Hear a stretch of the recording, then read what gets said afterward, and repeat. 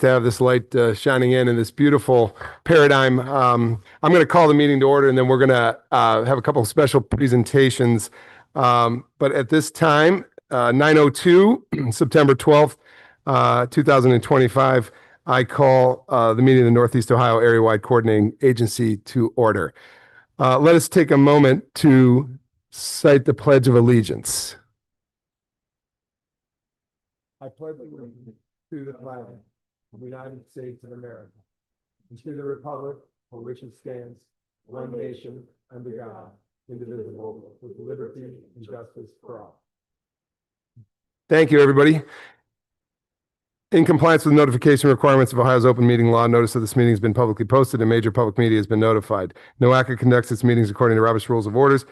Members will raise their hand to move, second, or speak to a motion. Actions during the meeting will be taken by voice vote. If any member feels the need to abstain from any vote due to conflict of interest, he or she should state their intention to abstain that matter as it is introduced by the chair for the presentation for the record. Subsequently, that member shall not participate in any discussion on the matter for which a conflict exists. According to Robert's Rules of Order, absence from a meeting does not require a member to abstain from voting on the minutes. If a member still wishes to abstain, he or she should state their intention for the record. For the benefit of our guests, from the public and the recording of this meeting, please be sure to speak into your microphone. All right, we got the fine print out of the way. It's good to see everybody. We are really glad to be here in Lake County today in the city of Mentor. My goal as chair was to get out into the region and make sure that we're seeing what's going on in all of our communities. So it was great to be in Lorain County earlier this summer and great to be in Lake County. We hope Geauga Medina will be out to see you soon. But it's been a good summer of meetings on the road. And what a beautiful space. Wonderful here. Compliments to the Mentor school system and the city of Mentor. And without further ado, I think we have Commissioner Beveridge is going to make a couple of quick introductions, presentations. And I know down the line, we have Dan Troy here, one of our great state officials that's going to represent us as well. So, Morris. Is this on? Can you hear me? You're on. So welcome to Lake County, everybody, and Mentor High School and the Mentor schools. I hope you all enjoyed the parking spots that were literally steps away from this meeting. One of the nice features out here in Lake County is parking, right? I am a proud alum of Mentor High School, so I was thrilled to be able to reach out to the school systems and have them host us today in this beautiful facility. I guess you guys thought I was joking when I said feel free to wear your high school hoodies. It is a Friday in the fall here in Lake County, therefore it is high school football season, which is in full swing. As I said, I'm an alumni here of Mentor High School, but I married a beautiful young woman from Perry. So where do I live now? Perry, that's correct. I've already apologized to my friends from Geauga County. I will be at the Perry football game tonight as we root against the Chardon Hilltoppers. No ill intent there, but there will be one extra fan rooting for the Mentor Cardinals. Mentor plays Brunswick tonight. Sorry to my friends from Medina County. There will be one extra fan for the Mentor Cardinals this evening. You may or may not be aware, last Friday, the Mentor Cardinals played the Wildcats of St. Ignatius. And I can't help remember the fact that I believe our honorable chair here's children attend the lovely St. Ignatius High School. They lost. So on behalf of myself and the gentleman I'm going to introduce here in a minute, I want to make sure to present you with your very own Mentor Cardinals t-shirt that I believe you have agreed to wear.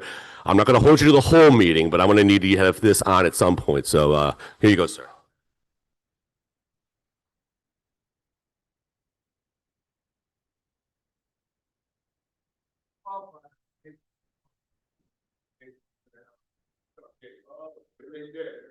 So I was going into this friendly bet that I was going to lose. But I do want to get better. I love this better. It's all about regional. While we're in the but I have to give you, as the winter approaches, a hockey puck from St. Ignatius.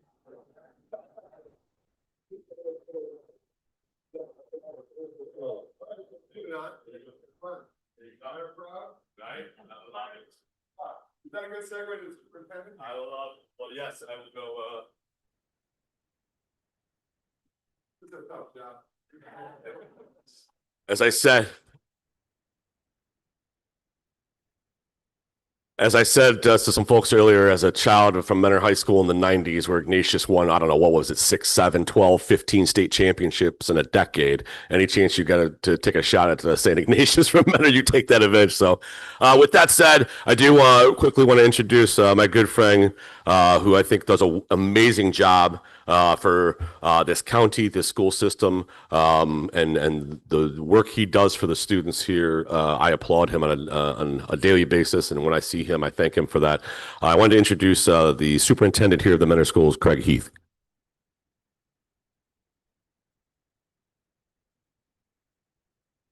Good morning, everyone. First of all, I will mention that Mentor High School was in the state championship ice hockey game last year too. So I think we actually did better than St. Ignatius in hockey last year. Into that too, then, Superintendent. Welcome to Paradigm and welcome to Mentor Schools. Very pleased to have you guys here today. We're very proud of this space in particular. This space was actually built back in 2014 using all grant funds. So Mentor taxpayers did not put a dime into this place. We're very proud of that as well. Obviously, we use this for meetings virtually every single day. A lot of it is professional development for our staff. We've got walls that separate this thing out, and we can do 3, 4, 5 different groups at a time in here with our professional development activities. We do large scale events in here also, this being one of them. In January, we do a State of the Schools address, and this place is absolutely packed. We come back in February again and do a State of the City address. Again, this place is packed, where we're just able to share all the good news that's going on in the school district and in the city as well. The one other unique aspect of this building is obviously it's right here on the Mentor High School campus, and literally it's attached to Mentor High School as well. We've got a separate hallway where our kids can come and go as well. These spaces sometimes are used for our exam schedules, AP testing in the spring. We do a lot of things with classes over here as well, where they're doing big presentations on the video boards, and great space for our kids as well. The one other thing that I'll mention, since we talk a lot about partnerships here in Mentor Schools, is right on the other side of the wall over here with everybody facing the sun. Do apologize for those that are sitting in the sun right now. It'll go down shortly. We had one little design flaw, and that was the morning sun with no shades. But right on the other side of the back wall here, we have 2 classrooms specifically dedicated to Lakeland Community College. When I first came here a couple years ago as the superintendent, one of the things that I had asked about was our partnerships with our community college. And we've really done a great job of kind of ramping that up so that now our students from Mentor High School can literally walk down the hallway and take Lakeland Community College classes here during the school day. A lot of those are tied into career technical education programs now as well. So we're doing a combination of CTE and CCP here in our district, which is a huge benefit to our students and our families, because those students get the opportunity to take those college courses and earn college credit right here on our campus for free every single year. We are very, very pleased with that partnership. It continues to grow. We continue to grow our CTE programs as well, and really trying to make sure that we're developing the students to be the next group of workforce here in Lake County. Just as I leave, again, I've got my Mentor football gear on here tonight. So typically I don't, I wear a little bit better clothing, but it is, it is, yeah, it is a collar too. And I even button the top button for you, Morris. So thank you. Again, it's a great opportunity here in Mentor. Our kids have unbelievable resources available to them. And this is just one of those spaces that we continue to try and highlight, and so happy that you guys have come out here to Lake County to have your meeting here with us today. With that, I need to jump over. We've got the PTA presidents chomping at the bit over at the building next door. But again, welcome to Mentor. Thanks for being here today. Superintendent, thank you so much for hosting us today. Good luck. Thank you. Go Cards. There you go. Hey, I'm with you today. Well, thanks again, Superintendent. And we are very, very lucky to be joined by an alum. And by the way, we have a few alum out here today. I want to say wherever John Hammercheck is, give a wave. Thanks for being back with us today, Commissioner. Good to see you out here, former commissioner here in Lake County. But I want to introduce Dan Troy, who is a former commissioner himself and now a state rep in Ohio. But he knows this body well as he has chaired this governing board in the past here at NOACA. So welcome back, Representative Dan Troy. Thank you, Mr. President. Happy to be here. And I'm glad to see that NOACA is back on the road again. For quite a while there, we used to go to all the 5-member counties and hold the meetings and all that. And then that kind of paused for a while. I know when we had you out in Lake County before, I think one time we were at the farm park in Kirtland. We were at the Moreland Mansion at Lakeland Community College, and certainly this wonderful facility that's part of the Mentor school system and all that. So I've heard all about St. Ignatius and Mentor and everything else. So I'm a St. Joe Viking, and so and the last century we used to just rule over all these other things. But it's just I'm proud to have and honored to have been a president of this governing board twice, in 2004 and then again in 2016. Certainly, I think I was the second longest serving president from Lake County until Commissioner Hammercheck, I guess, broke that record because I think he had, what did you have, about 5 years in a row or something like that, something like that. But certainly, as I said when I was president of the governing board, for all intents and purposes, NOACA is the closest thing that we have for a council of governments of the 5 member counties of Northeast Ohio. And I know that primarily you deal with environmental and transportation issues, but certainly there are so many issues today. And as a member of the General Assembly, I'm becoming increasingly concerned about the deterioration between the state government and local government in terms of partnerships. And I think, I try to remind my colleagues that, listen, we're all serving the same constituents. It's not us versus them. And obviously, we certainly need to do property tax reform in Ohio and certainly working on that. But I don't think property tax reform means taking in the entire cost of any reform out of the hides of local governments and the services, the critical services that you folks have to provide in your particular community. So hopefully, we can return to some degree of common sense on this, but realize that we're all in this game together. Certainly, we need to partner with you in terms of what your transportation needs are, et cetera.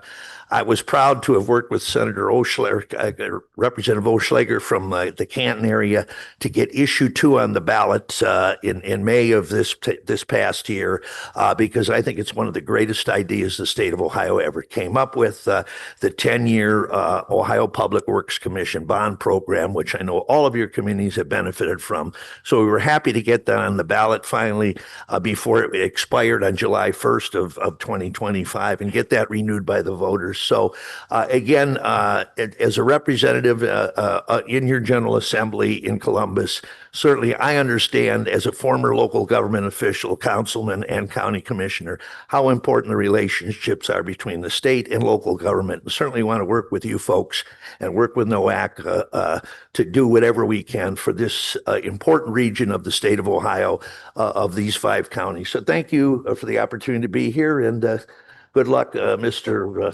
Ronayne. And, I know you're having fun with the football team owner, but so are we. So Fun football.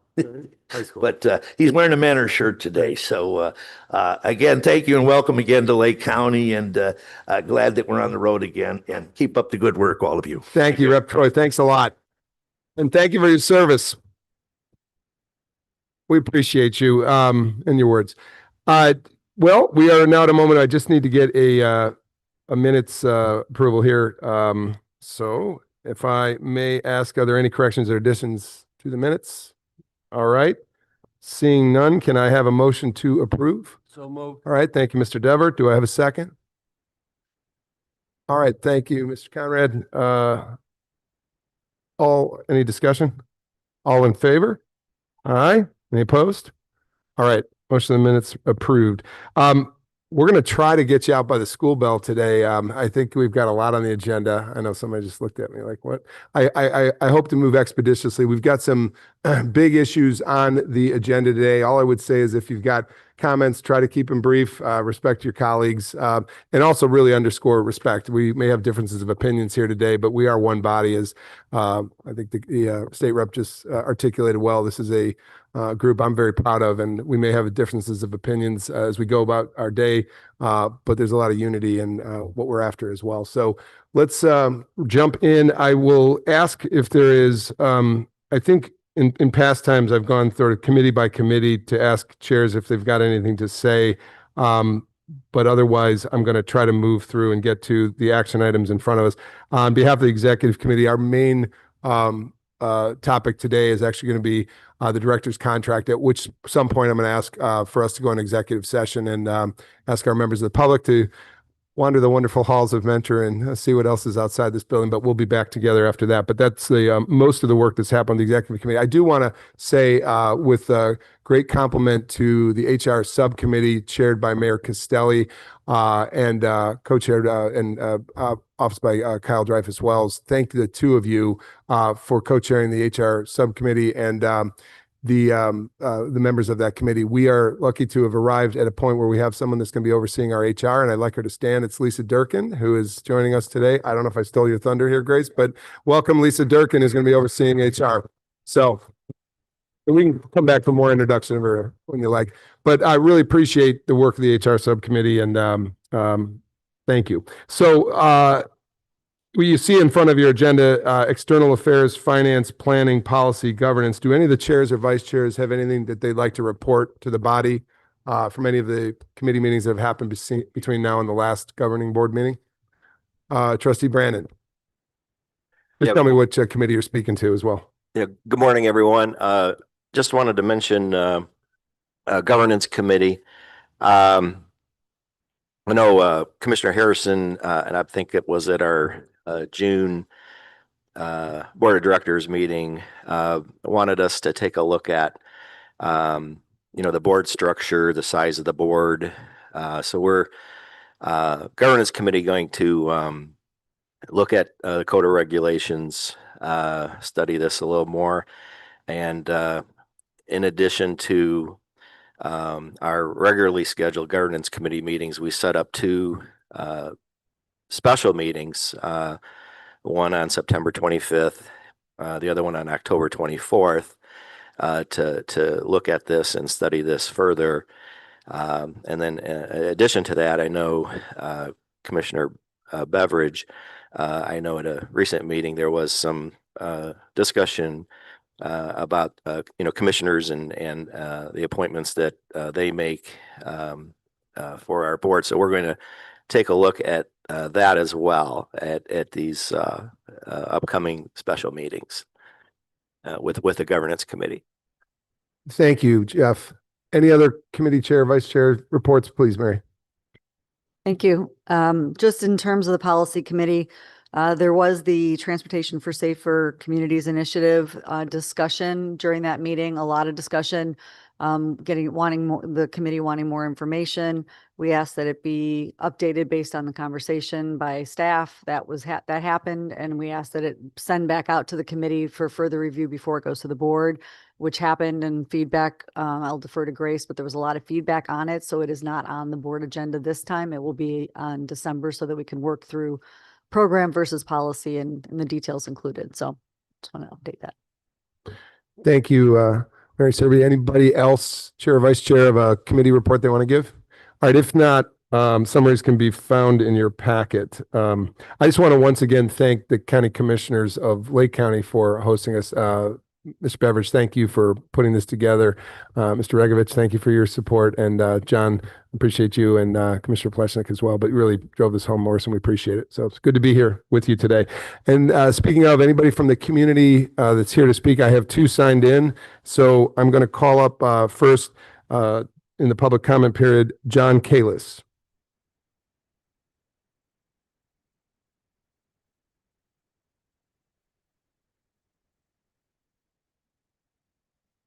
You always get my name right, so thank you. Oh, I've seen you before. For Good to sure. see you again. You too. Good morning.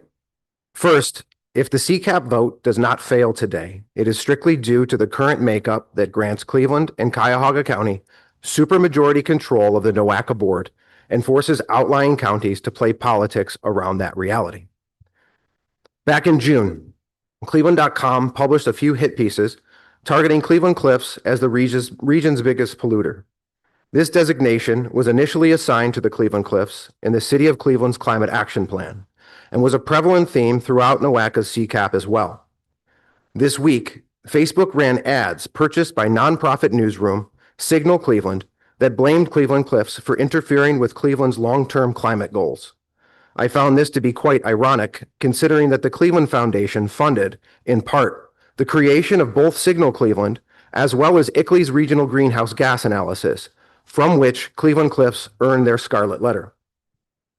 Despite Cleveland Cliffs' compliance with current EPA regulations, the CCAP calls on them to install carbon capture machine, which subsequently requires a carbon capture pipeline through private property in Cuyahoga and Geauga counties.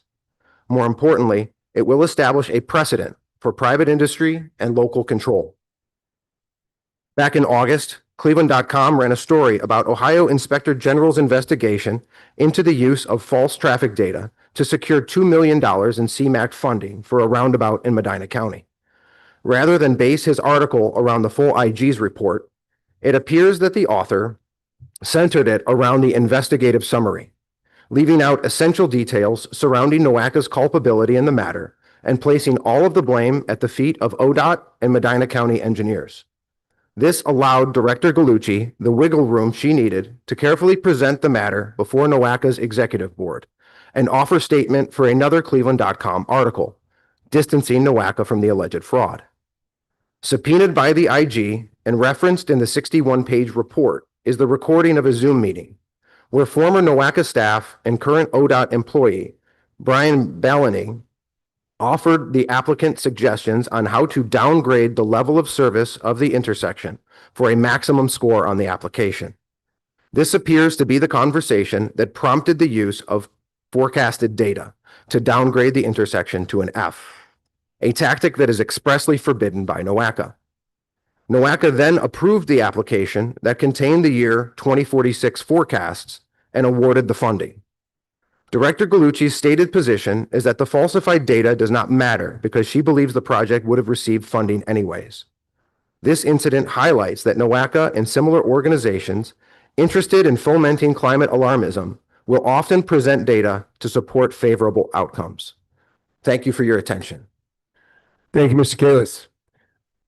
Next up, Kirsten Hill.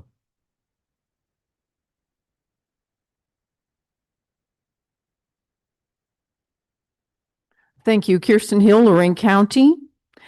I have read portions of the Comprehensive Climate Action Plan, and today I wanted to comment on two particular items, areas. Page 98 talks about replacing gas furnaces with boilers, replacing gas furnaces and boilers with electric heat pumps that use ambient air or geothermal heat.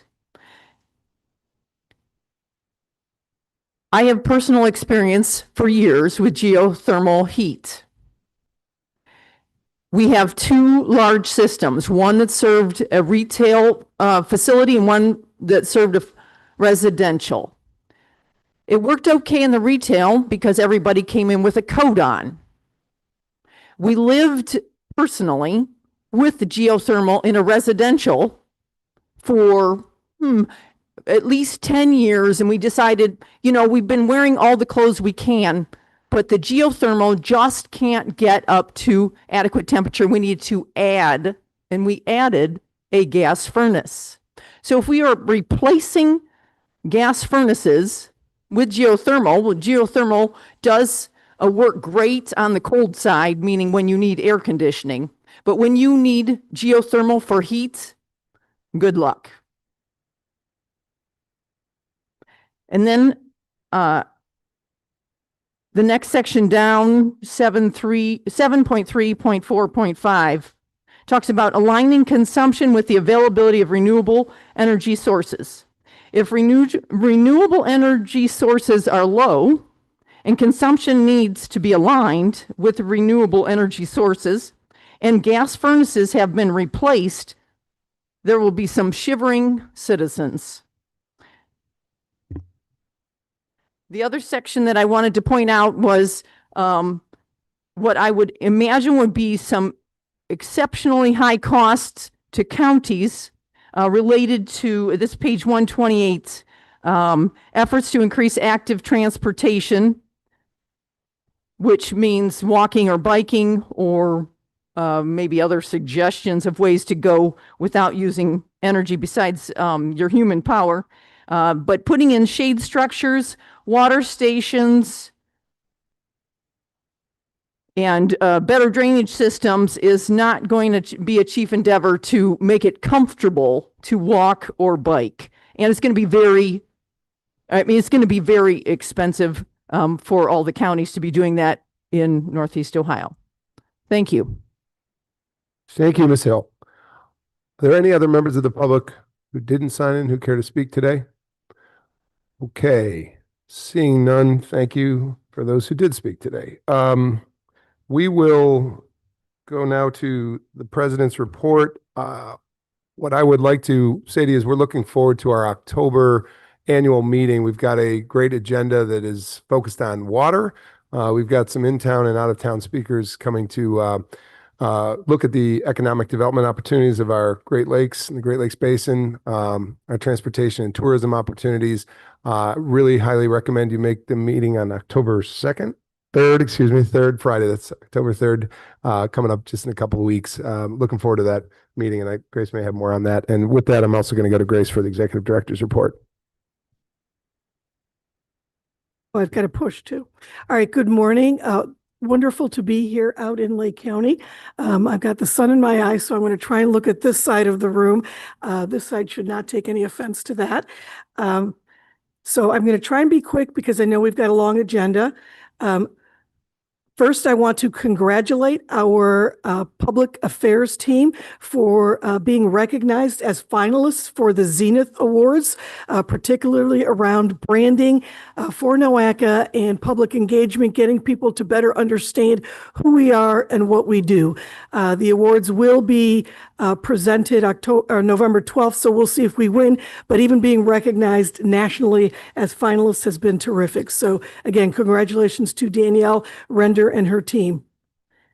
Legislative and funding issues in fiscal year 2026, or 27, I should say, calendar year 26, the U.S. DOT surface transportation reauthorization takes place. It will expire in September of next year. We have submitted responses to U.S. DOT's request for information on August 19th. These are the list of priorities that we included in our information.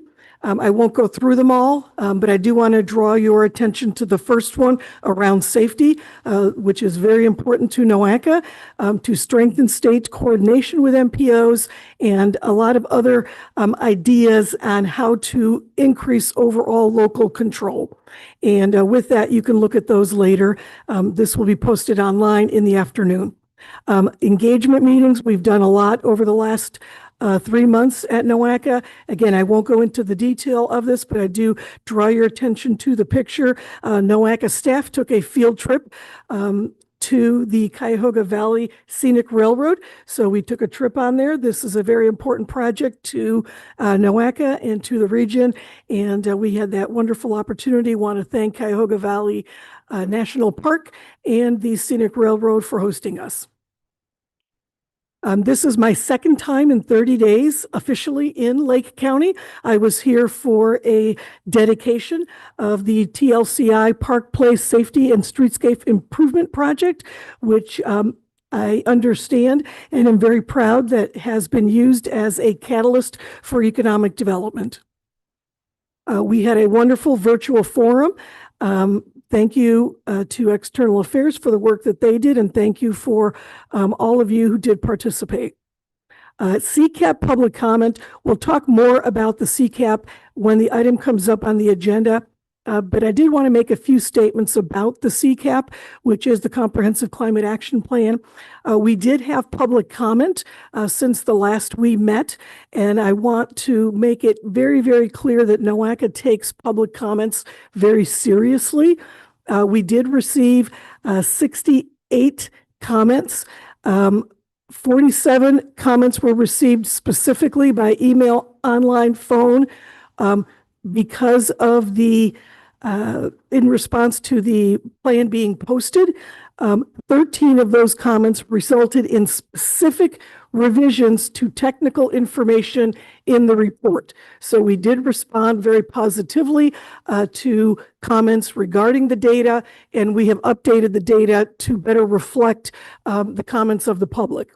Also, 34 comments were more of a general nature, some supportive, probably a little more than half either supportive or neutral, and then less than half of them not positive for the plan, but we listened to them all and we made changes to the document to reflect and clarify items that were presented to us. The most important part of that, I think, is to let you know that we made changes to the document, and I know we'll go over it later, but I think it is important since the speaker made some comments to the action plan. This is a voluntary plan. The plan is a nationally driven plan. We were provided $1 million by US EPA, along with 67 other metropolitan statistical areas. We also are partnered with states. Each of the states received $3 million to develop a climate action plan. They are all due the end of this year. We still have a contract with US EPA. It was prepared under the prior administration, but the current administration is holding us to that contract. We have spoken with them. And just to be clear, we are not in violation of anything that the current administration is doing. Actually, on the contrary, we are honoring their contract. We've been working with them, and I know later in the presentation, we have some very positive comments that the current administration has given us about the plan. But again, it is voluntary. This is not anything that NOACA is imposing on the community, on the region.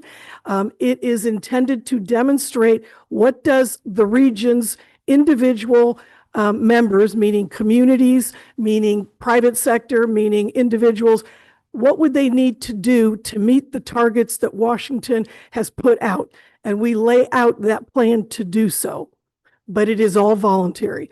NOACA cannot and does not have the jurisdiction to move forward with any of those. Those are all at the discretion of the local partners, the local communities, meaning governments, meaning if Cleveland Cliffs would like to move forward with a plan that they initially started, they're free to do that. If they need to partner with individuals in any of the counties, they are free to do that, but they need to partner with them directly, not through NOACA. And if there's any cost benefit, they need to be compensated, meaning individuals would need to be compensated through whatever plan they put together. So just wanting to make that clear, this is a voluntary plan. And I will keep saying that because that was some comment that we received multiple times during the public engagement, that people did not understand that these were simply ideas, recommendations, suggestions that outlined how to achieve those regulations or targets, I should say, that were put out by Washington. I just wanted to clarify that and put that out there and appreciate all of the people who did submit comments and assure you we took it seriously. There are a lot of changes in the document that reflect that. I think the most important one, particularly for Geauga County, there was mention in the implementation playbook of multiple counties that could be the endpoint for carbon sequestration. So a pipeline from Cleveland Cliffs out into the region that was originated through a case study that we referenced in the appendices that related to work that the Department of Energy had previously done. But in our playbook, we did list locations that based on that criteria would be suitable. We have removed all references to individual locations. No longer in the document does it have Geauga or Portage or any of the counties that would be suitable based on the descriptions in this case study. That has been removed and just left open to each individual community identifying themselves should they so desire. Okay, moving on to the overall work program, details on the TLCI application. Just want to remind you all that TLCI application process is in process. The rounds are open. This time we are asking for both implementation grant interest as well as planning grant interest. We have not solicited planning grants for a few years because we had abundancy in planning documents and work, and we focused on implementation. We are now looking at both again. The board listening tour, I have been making progress on the board listening tour. Thank you for all of you who have met with me thus far. I have probably close to half of you either already having met with me or scheduled in the next couple of weeks, and we will keep working on the rest of the board to get those scheduled. And I want to commend Lorain County. They get the gold star. Everyone in Lorain County has responded, and I have met with them, so thank you. Relative to the I-71 corridor study, which is another item that I think is very important to the NOACA board, we are moving forward with collecting the traffic counts data for the study area, and we will now be holding our second stakeholder advisory group meeting on October 17th. The Aerozone Transportation for Economic Development Initiative, or ARTEDI, will have its first stakeholder meeting on September 25th. The EV charging station program phase 1 is nearly complete. We only have 4 of them left to be installed. So 31 have been completed in terms of the locations or the sites. Another five were canceled. Most of them, other than one, so at this point, all but one, have been relocated to the 31 sites. So the 31 sites really also represent some additional equipment at those sites. Geauga County Board membership, this is something the board voted on in June and needs to be ratified. At this point, we have received ratification from Cuyahoga, Geauga, and Lorain counties. We are still awaiting ratification from Lake and Medina counties. We are hoping to have ratification complete so we can reseat the board as we normally do in January of the upcoming year. So it is important for us to complete the ratification process. The Ohio Inspector General's report, which was also mentioned in public comments this morning, it is a very serious matter. Anytime the Inspector General does come out with a investigative report and its findings, again, I want the board to know NOACA is taking serious the report. The OIG report, to be clear, did not find NOACA in violation of anything. What the Ohio Inspector General's report found was during our 2022 CMAQ process, an application for the construction of a roundabout included incorrect information in the application regarding traffic level of service. And we did use that data that was submitted to us to evaluate and fund that project. I do focus on one point in particular now, and that it is very important that our CMAQ process maintain integrity.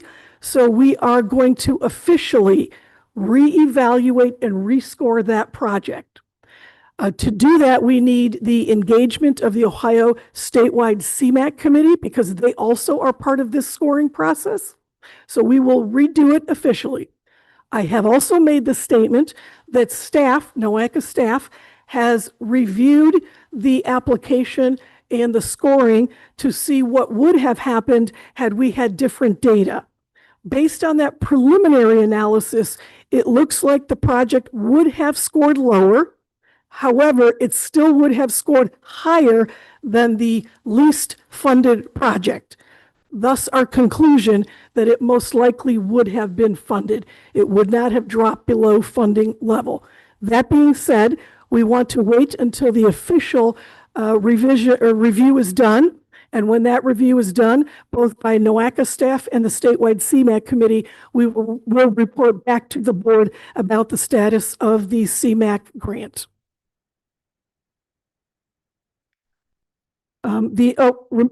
Today we are not at the NOACA building, so you're not able to see the progress on the NOACA building mural, but you can see in the picture there has been significant progress. We've had a lot of positive comments from folks coming into NOACA. I know school buses are driving by with kids hanging on the window and cheering on the artists. We've had comments. For example, our locksmith who came to the building, they are headquartered on 40th and Superior, so they're our neighbors. They are suggesting to us that they are thrilled that we are doing this. And most importantly, it has taken care of the concerns we had with the structural integrity of the building. So that piece of it, the tuck pointing and the painting has all been taken care of, and now it is simply the decorative component, which does have a transportation and environmental theme to showcase the work that we are doing. So thank you for all of those who have been working with us on that project. As our president indicated, we have our annual meeting coming up on October 3rd. You can come on October 2nd, but you'd be waiting a little while till we got there, but that's okay. I think, NOACA is not as popular as some rock bands, but that happens occasionally, that people wait out the night before. So the theme is Northeast Ohio's Maritime Transportation System, Challenges and Opportunity. And yesterday, the President, Executive Ronayne, myself, and the panelists met.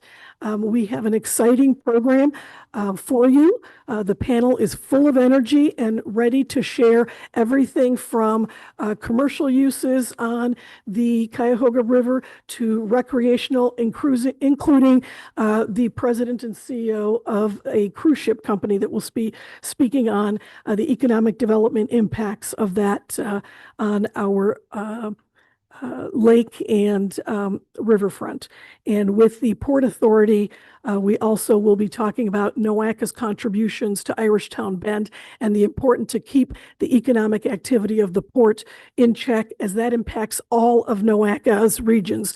And in fact, the grant that we received for Irishtown Bend, that was under the presidency of Adam Frederick from Medina County, who's a county commissioner, but was also the plant, I think COO for a plant Beckett company in Lorain County. And he went to Washington with me to make the case that the Port of Cleveland and Cuyahoga County impacts the entire region. His business in Medina County do have, as many of the other counties, I think all of the other counties have use for that port and use the port and have economic impact that is positive as a result of the port, and certainly would have been negatively impacted should the bulkheads not have been replaced and the river shored up. I do also want to give a moment of silence for the passing of Jacqueline Mohammed. Jacqueline Mohammed was an employee of the sewer district, Northeast Ohio Sewer District. She was the alternate to Kyle Dreyfus Wells. We often saw her at NOACA meetings and NOACA committee meetings. She was always a delight to have in our presence, and I just want to acknowledge her passing and let her know and let all you know that she is missed.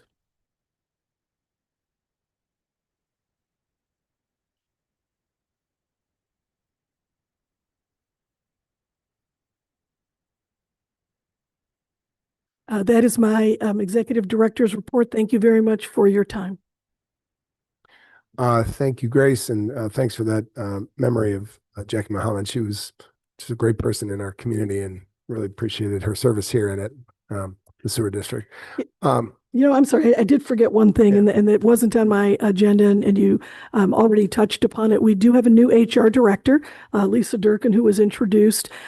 This already has been her first week, but as I told her when she started, we work in dog years at NOACA, so she's really been here 7 weeks.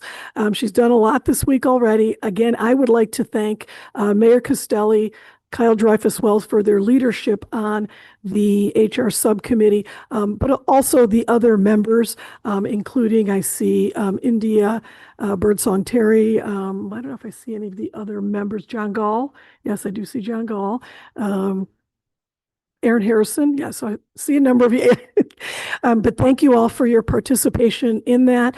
I think we have moved very positively towards reaching our goals, and I appreciate the support and the work that you put into guiding me into the right direction on HR issues. So thank you. And of Thank course, you. your And presentation.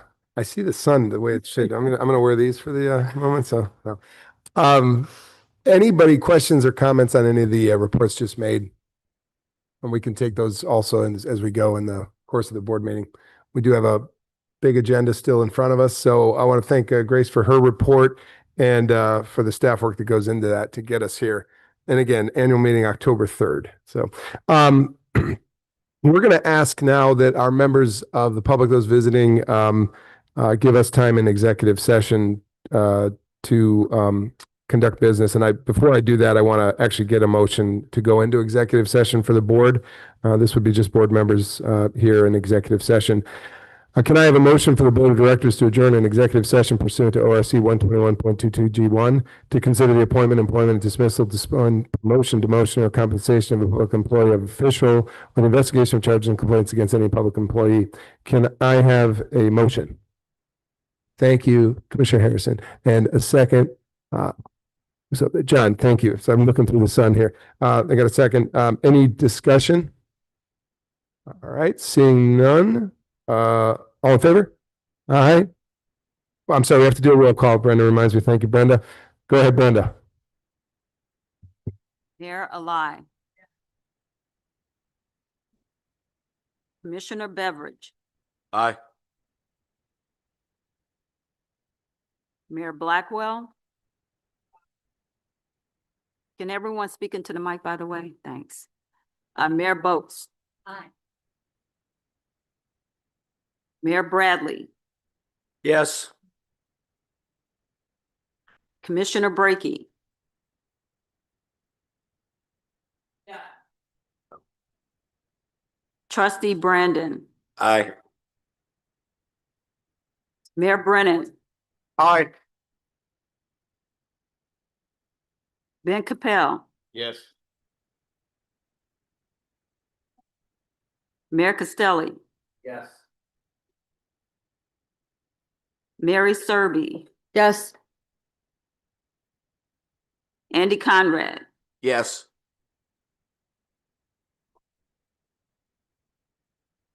James DeRosa. Yes. Michael Dever. Yes. Kyle Dreyfus Wells. Yes. Alan Exley. Mayor Holsheimer Gale. Councilman Griffin. Yes. Commissioner Harrison. Yes. Councilman Casey. Yes. Paul Magavac. Yeah. Callie Mersman. Yes. John Pacuri. Yes. Commissioner Regovich. Yes. County Executive Ronayne. Yes. Bonnie T-Win. Yes. Don Calvert, Yes. Bob Clyber, Yes. Scott Wangler, Andy Hawk, Linda Sternheimer, Yes. Joseph Nanny, Yeah. India Birdsong Terry, Yes. Thomas Patrick, Yes. Sarah O'Keefe, Yes. Mayor Mara, Yes. John Gold, Yes. Skip Claypool. Yes. Okay, it's unanimous. Okay, thank you, Brenda.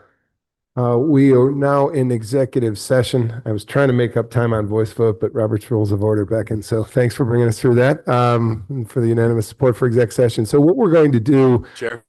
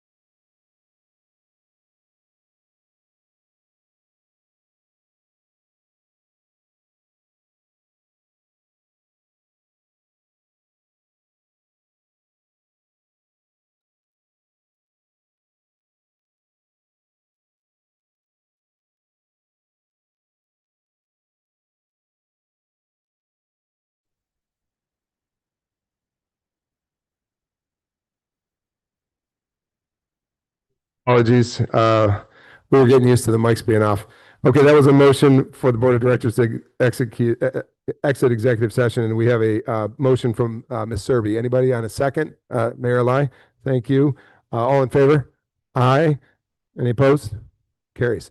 Fortunately, we didn't have a roll call for coming back in. All right, so we have a matter before us that was discussed in executive session, but now needs a vote of the board having to do with the executive director's contract and the exercise thereof of an option. I'm going to ask counsel to guide me through this. Back on mic there.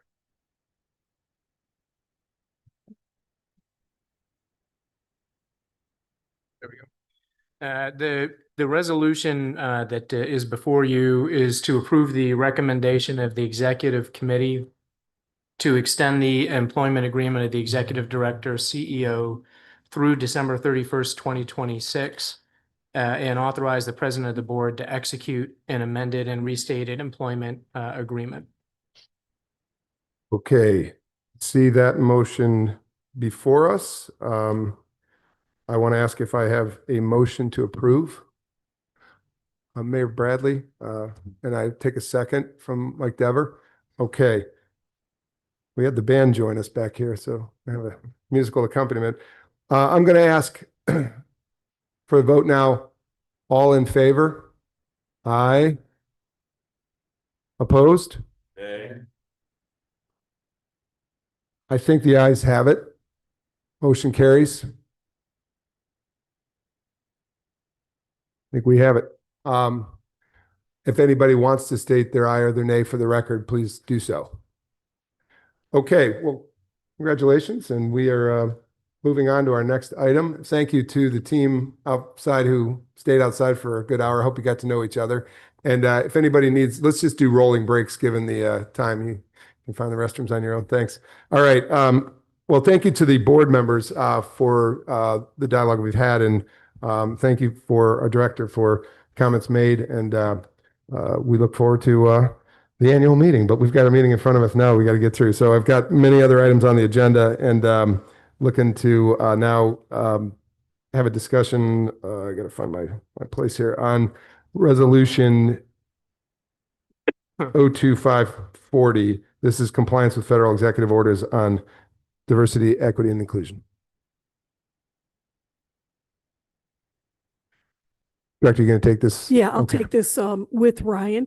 First of all, I do want to thank the board for allowing me the opportunity to stay with you for one more year and do some of the great work and continue the good work that we're doing. I appreciate your confidence. Thank you, Grace. So the action requested, Resolution 2025-040 dissolves the Equity Subcommittee and amends relevant NOACA policies in compliance with recent executive orders and federal guidance.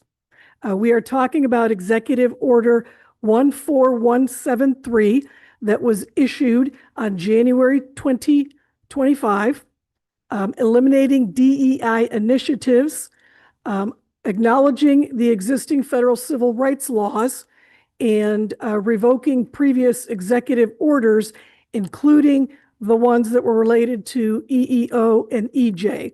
EJ being, of course, environmental justice, that has been very important to the work of NOACA over the last several decades. The U.S. Secretary, Sean Duffy, has issued guidance letter dated April 24th to all recipients of USD funding. And in that letter, quote, it was an outline of the department's expectations and identifying the consequences of noncompliance, which was predominantly a rescission of funding. On July 2nd, there was some additional letter that announced USDOT will not enforce the previous DEI or EJ requirements, meaning that any of our work that already had stated EJ in the past were criteria. We did not have to adhere to that. Okay, with that, We took the actions based on recommendation from legal counsel to amend existing policies for language related to DEI, EEO, and EJ. The policies were listed in your memo. They're on the screen in front of you. And essentially, those policies were modified to eliminate that language and, where possible, replace it with language. Predominantly, when you look at removing environmental justice, we tried to replace it with areas of persistent poverty, which is an acceptable framework at the federal level. It is actually reflected on this administration's website, and in many ways covers the same areas that were our previous EJ areas. I don't know, Ryan, if you wanted to add anything specific to that? No, I think you hit it. Okay, and then the dissolution of the equity subcommittee, because its operations, as stated in the charter, is inconsistent or maybe inconsistent with the executive orders. Reminding you that the equity subcommittee is currently suspended. So it is not operating. We suspended it when we received some of these documentations from USDOT. And now we are moving with its dissolution, or proposing its dissolution, and the amendment of the policies. There's no financial impact unless, of course, we do not comply with the requirements. And then pending board approval, we would amend those policies and the equity subcommittee would be dissolved. We would continue, however, to work with other MPOs across the country, as well as our industry organizations, to understand the orders and to particularly follow all of the legal issues that have arisen. So there have been many lawsuits. I don't know, do you call them filed? Okay, lawsuits filed in regards to the executive orders, and we'll pay attention to how those turn out, because obviously in many ways that might end up being where we could come back to the board to put these back in place. So with that, we're looking for an action. Okay, thank you, Grace. In Robert's Rules of Orders, I'm going to ask for a motion in a second, and then I'm sure we're going to have a robust discussion, but let's first get a motion on the table. Do I have a motion? Okay, thank you, Thomas. Thank you, Thomas Patrick. Motion by Mr. Patrick. Do I have a second? Okay, seconded by Mr. Harrison. Okay, let me just, as we head into discussion, say that appreciate Ryan Gambala's extensive research on this matter with Grace and I and others. I also want to say with great appreciation to the subcommittee, to the chair of the equity committee, Annette Blackwell, for your extraordinary work right up until the suspension of the committee. Thank you for your extraordinary work. However this goes, we appreciate your service. And Ryan, is there anything you want to say before we go into general discussion? I think there, maybe just to iterate what Grace said, the executive order from President Trump governs agencies in terms of elimination of agency level DEI policies, and also places on agencies a requirement that grant funding recipients also don't have DEI policies that violate federal law. Now, what's happened since the issuance of that executive order is USDOT, who's one of our funding agencies, has come forward with guidance memos essentially setting forth that DEI programs and policies presumptively violate federal law and would therefore put federal funding at risk. So it's a combination of the executive order and the agency guidance that's kind of the genesis for the motion that you have before you today. Thank you, Ryan. If I may. Grace, go ahead. Yeah, I do want to add that I know this is a very hard action item for the NOACA board. NOACA has done many things over the last particularly decade or two around environmental justice, ensuring that communities who don't always have the resources to participate in our activities. For example, there are some communities that are EJ communities that don't have the local match.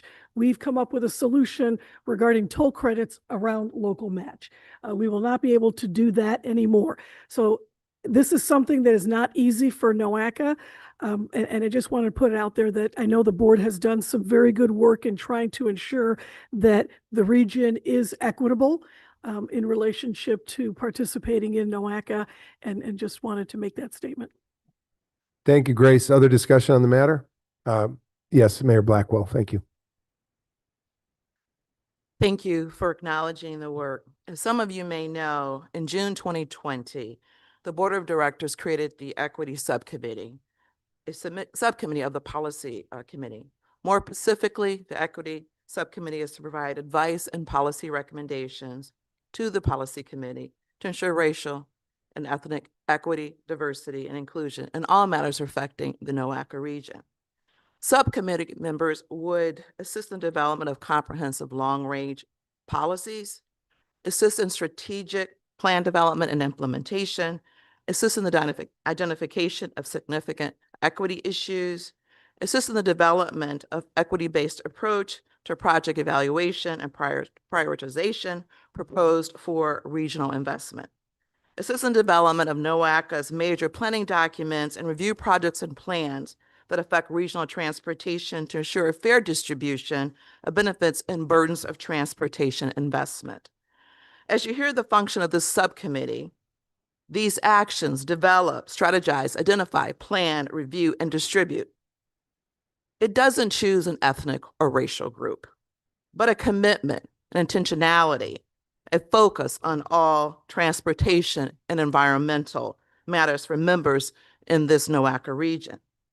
In protecting civil rights and expanding individual opportunity, President Trump has signed an historic executive order that protects the civil rights of all Americans and expands individual opportunity by terminating racial DEI preferencing. It enforces longstanding federal statutes and faithfully advances the Constitution's promise of colorblind equity before the law. This is retrieved from the White House government fact sheet. That's his reasoning for this order, number 14173, which brings this matter to us today. The organization's Equity Subcommittee, its strategic work plan implementation, and the decision and discussion to dissolve it. Although the recommendation of our consulting firm originally was to wait and see, we suspended, as you heard the executive director mention, all subcommittee work today. It is my understanding that this Equity Subcommittee will no longer exist in compliance with this order, which was further explained by our legal counsel, our president, and our executive director. So as I wrap up my comments, because you've heard from me before, while I'm very disappointed and emotionally affected, I'm extremely proud of this subcommittee's work and contribution to this board and organization in the region at large. The board's strong reaction and courage to act after the murder of George Floyd, a Black man in 2020, by a white police officer in Minneapolis, which sparked global protest and riots, but spoke to a bigger issue, the issue of excessive force by police officers against Black suspects and lack of police accountability, was our call to action. We collectively chose to commit to ensuring racial and ethnic equity, diversity, and inclusion in all of NOACA's work, the formation of our Equity Subcommittee. But this country, the minority people particularly, have been here before. We've been here before. I've been here before. As a child that moved to the North, as a 2-year-old from Selma, Alabama, the history tells itself. The fight for equity, tolerance, and inclusion has been a lifelong fight for me and others in this country. But after serving on this board for more than 7 years, I've been here a long time, I know that our impactful, important, and purpose-driven work will continue. There's no doubt, because I'm still here. And many who believe strongly as I do in this work are still here. NOACA's project criteria is objective and it is data-driven. The primary basis for evaluation remains grounded in measurable and condition-based data. And in all parts of the region, NOACA is committed to assisting communities to submit competitive project applications, regardless of what our status are. Our applications are competitive. By clarifying project details, thank you for the assistance we have received over my time as mayor for 9 years in the city of Maple Heights.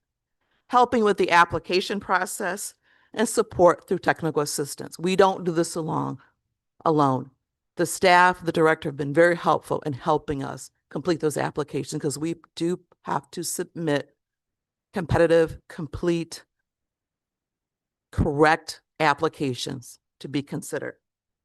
So as I conclude, the commitment of the members of this board and employees of this organization are not defined by the committee or subcommittee that they serve on, no matter what those committees are, but NOACA's vision, as I remind you, which is to strengthen regional cohesion, preserve existing infrastructure, and build a sustainable, multimodal transportation system to support economic development, enhance quality of lives in all of Northeast Ohio. It has been my honor to serve as the chair of this subcommittee. I do not leave here disappointed. I leave here emotional, frustrated, but hopeful as I've always been in my time on this board because I have been the benefactor of all this board has to offer communities, irrespective of what you call them. Thank you. Thank you, Mayor Blackwell, for your comments and your work. I'm not seeing lights on, hands up. Okay, now I am. Let me start with Callie Mersman. Thank you. Thanks to staff and council for putting this together for us today. And to Mayor Blackwell and the members of the Equity Subcommittee for your service over the last 5 years. I personally am uncomfortable with the portion of the motion that recommends immediate dissolution of the Equity Subcommittee. Going back in the records of this board and the discussions of this board, there was quite robust conversation and thoughtfulness put in to the creation of that subcommittee and its charge.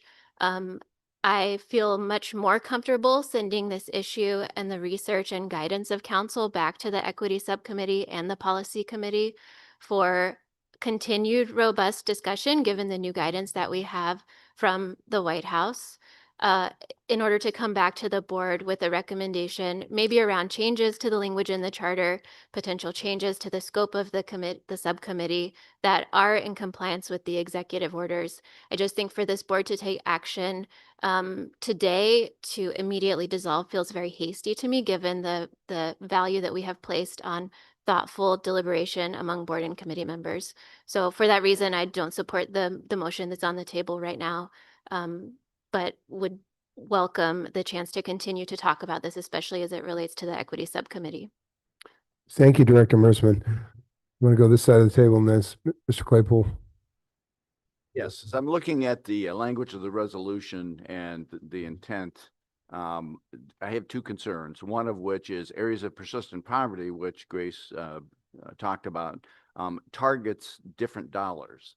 And so it may not fall within the context of transportation dollars, which may open this board to a liability. I'm just pointing that out to say, you know, if you look at the language on areas of persistent poverty, it's under a whole different program, not under transportation. And so that may be an issue. The other thing that I would point out is our climate action plan still includes a lot of environmental justice, equity types of language, and I've not heard any reference to removing that or mitigating that language, and that might also present a liability challenge for this board and the climate action plan going forward. So we might want to take a look at those and make sure that we're in full compliance. Thank you, Mr. Claypool. Mayor Brennan, did you have a comment? I saw your hand up earlier. Thank you. I want to start by thanking Mayor Annette Blackwell for her measured, moving words. And I also want to thank staff and our legal counsel for their recommendation and born out of risk-averse prudence. Since I've been on this board, since 2018, NOACA has been a leader in environmental justice. and I believe it will continue to be, whatever we might call it instead. NOACA has had to atone for years of policies and projects that disregarded the neighborhoods of Cleveland and of the first ring suburbs and their inhabitants. Part of this atonement for these and other reasons was the creation of the Equity Subcommittee. In some cases, and in some of what we're proposing to do here, we would moderate our work through pragmatic euphemism. Instead of speaking plainly, we move perilously closer to adopting authoritarian language designed to limit critical thinking. Being so good thinkful is double plus on good. How soon before the prosecutions begin for thought crime? Fortunately, we remain committed to the work based upon the data. Surely I'm not alone if I say that as an American, I kneel before no man. This organization ought not bend the knee in advance to general guidance given under color of law by an authoritarian who wants to eliminate concepts and the people who embody them from the public discourse. They are among the people we all serve: Black people, poor people, LGBTQIA people. They are, and indeed we are, all the American people. And we do not simply go away because one man, even one man in the White House, does not want to acknowledge their or our existence. So I oppose these changes, especially the dissolution of the Equity Subcommittee. And I would require that the federal administration, more than general guidance, call us out specifically and directly before we consider acting, and then decide if at all, if we're acting. And I would at this point move to table, but I do want to make sure that everyone is heard. Thank you. Thank you, Mayor Brennan. If I may take a point of privilege, Yes. I have to leave only because I have another commitment. I am not leaving because I'm We set get you. or defeated. I'm not. Thank you so much. Blackwell, thank you. Down the line, do I have Council President Griffin? All right, can everyone hear me? First of all, I want to thank Mayor Blackwell for her leadership and for her very passionate and very common sense remarks that were made. And thank you for the subcommittee, for Equity Subcommittee. I agree wholeheartedly with Mayor Brennan. I'm going to oppose this. I think that I disagree with the executive order, and I'm going to have enough courage to disagree with this motion.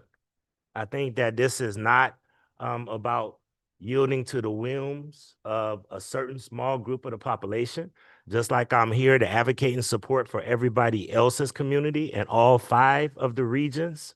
I think that there should be some commitment to some of the inequities that we experience.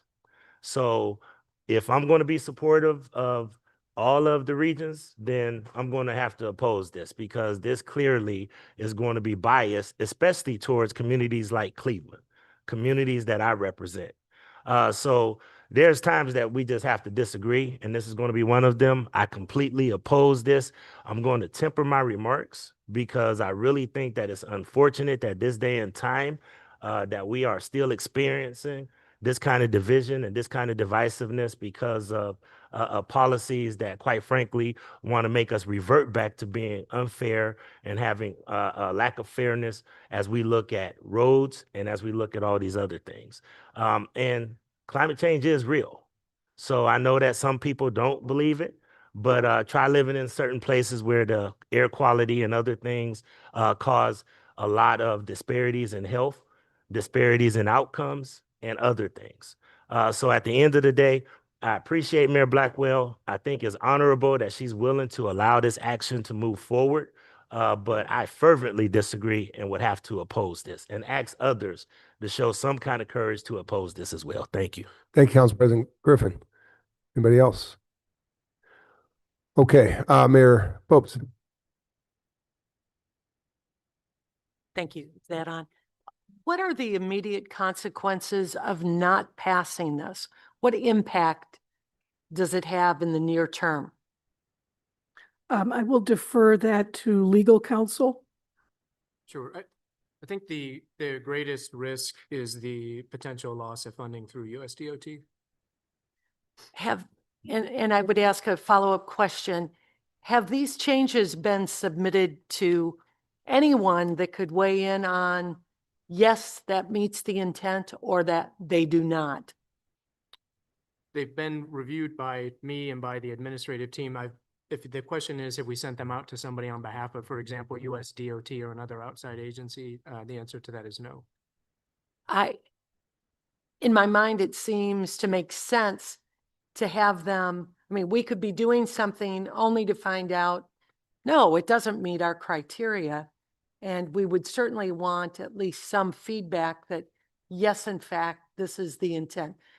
With all due respect, I understand everyone's concern about the actions themselves, but I'm curious, how do we know? How are we confident that this will do what they've asked us to do? Thank you. Thank you, Mayor Popes. Director Serby. Just quickly, I serve on the equity subcommittee, and we have hours and hours and hours of work that has gone into this. There was a consultant that was paid, I hope, as part of this work that helped us through the strategic planning process. I guess at this point, the committee is suspended. It has been removed from our calendars. So does it have to be dissolved at this point, given the conversation of others? And could we go back to the charter and redefine how and why, what the work is and why it is established without using environmental justice, I guess? I think maybe to respond to the second question, the way to do that would probably be a motion to refer it back to the policy committee, since the subcommittee exists under the policy committee for that kind of review. Yeah, I'm sorry. Yeah, the problem is tied down. The mechanism to do that would be to refer this matter to the policy committee, since the equity subcommittee exists there under for review, consistent with what was just put forward. I think that may have been potentially a motion that Director Mersman was making in her earlier comments.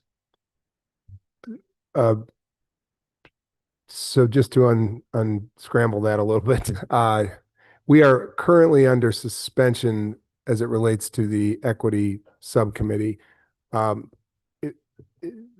That's just a fact, right? That's right. Okay. And so I would anticipate the subcommittee remaining suspended pending whatever it is the policy committee would decide. All right. So are there other questions or comments? Mayor Bradley, thank you.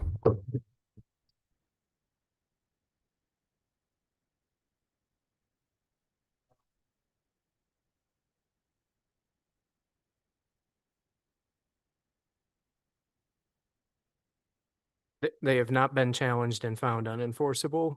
So right now they're enforceable on USDOT, and consequently USDOT is issuing the guidance memos that I described earlier. We know if there's any challenges that are being anticipated on these executive orders, and should we wait until we see whether or not a court weighs in on whether these are valid executive orders? Because I know many of the executive orders of the president have been challenged and have been found unconstitutional and have not been upheld. And maybe we should wait until we get some guidance from the courts on these executive orders. Thank you, Mayor Bradley. Is it Director Dever? Yeah, if I could, I'd like to just follow up on, it sounds like we're looking potentially at doing an amendment to the current motion before us about potentially pushing the equity, or at least the functions of the equity subcommittee, defining those. So if that was the case, we would be pushing it back towards the policy committee. So in turn, they can refine or have those discussions about what the equity subcommittee, and maybe the name changes, but for what those functions will be into the future. So with that being said, I'm sure there's going to be more robust discussion on it, but I would almost suggest that I amend the resolution that's before us to push the subcommittee, the equity subcommittee, back to the policy committee for further discussion and potential redefining their function. What point of clarification, Director Dever, in that regard, is your amendment as at least proposed, not formally proposed yet, to move from the word dissolves to refer back to subcommittee? Ultimately, I mean the policy committee. Yep. Okay, I understand. Mr. Capel. I don't want to make a comment on whether we should or shouldn't dissolve it, but having been the recipient of a similar letter from USDOT, it is relatively clear what their expectations are. And while I'm not going to necessarily say I support dissolving the committee, I think we need to be very careful because the letter is pretty, it says you got to get rid of this stuff or your funding is in jeopardy. And so I think Grace's recommendation is with legal is something that we have to take consideration. Even if we don't feel like we agree with it, I think there is a real potential of loss of funding if we don't comply with the directive that we got. Thank you, Mr. Capel. Others? Mr. DeRosa. I just have a practical question that I'm not sure came up yet, but if we remove the ability of communities to not put in a match, what is the practical impact of that? When does it take effect, and how would that practically be handled by those communities?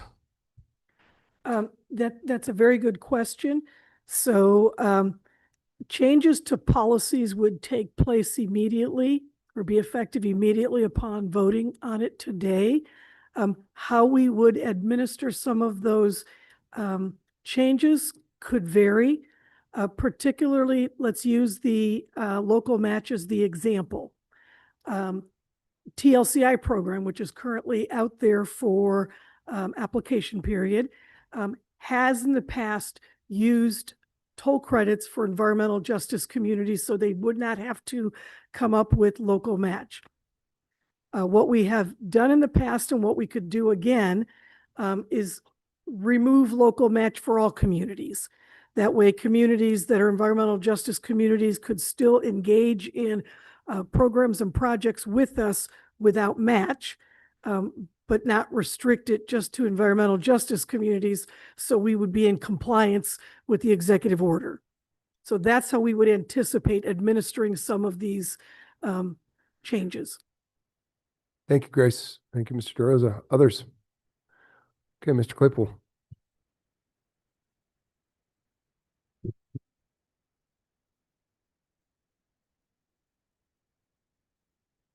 That it was on. Okay, is it on? All right.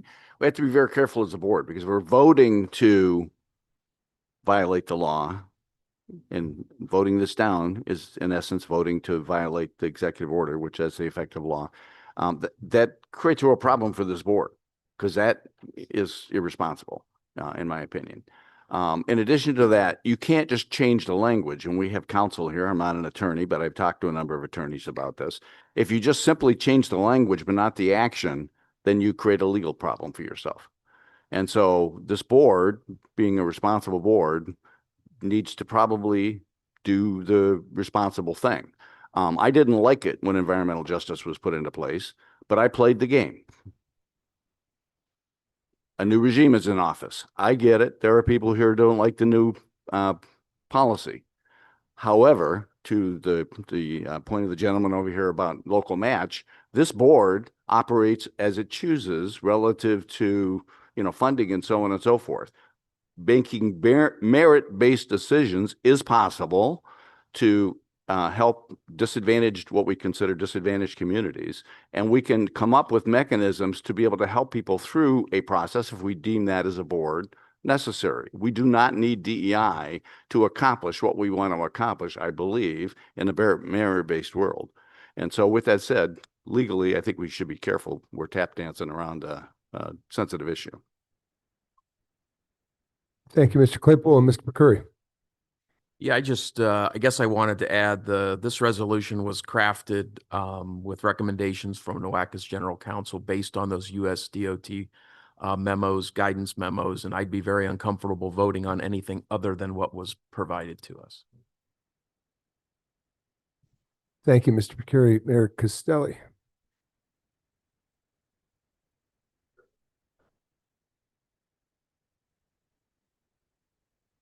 Your mic there.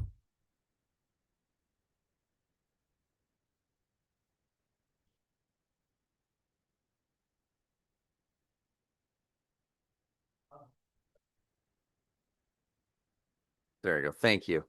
Just, I guess hitchhiking on what was just said, I think it is important for all of us to understand what is the appropriate language based on the recommendation of our executive director and our council. And this is what you're recommending to be in compliance. Is that correct, Ryan? That's correct. Thank you. Thank you, Mr. Costelli. Others? Okay. I want to appeal the Robert's Rules of Orders here. And council, we have a motion and a second on the floor. Mayor Brennan, before you pick up the mic, let me just finish the thought. There has been commentary to the effect that there might be subsequent motions within this motion. And I haven't yet heard those. So as Mayor Brennan opens his mic, we will listen further. But until I hear that, the motion, the second, calls for the question after discussion, which we've had, until I hear any other motions that I haven't yet heard. Have we heard anything in terms of a formal counter motion or anything? I don't think we have. So I'm going to go to Mayor Brennan and see what he has to say. Yeah, I moved to table and refer this back to the Okay. policy committee. We have a move to table, and I have to ask a procedural question on the move. His motion is to table and refer back to policy committee. Is a motion to table the succinct motion, or can it have that additional language? One motion. Motion to table and refer to policy committee. Okay, thank you. So we have a motion to table and refer to policy committee. We have a second. And by Robert's Rules of Orders, I need to have a vote on that table without further discussion. Okay, is everybody clear on what we have in front of us now? We have a motion to table action 2025-040, motion to table and refer back to subcommittee or to policy committee as motioned by Mayor Brennan and seconded by Bonnie Tewan. Brenda, the voice vote is okay to start with, and we'll see where that goes. Everybody clear on that? What you will be voting on?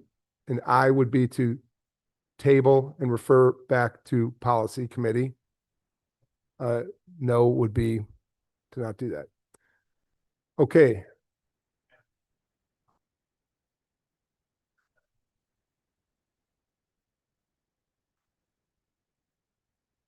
There's no discussion, is there?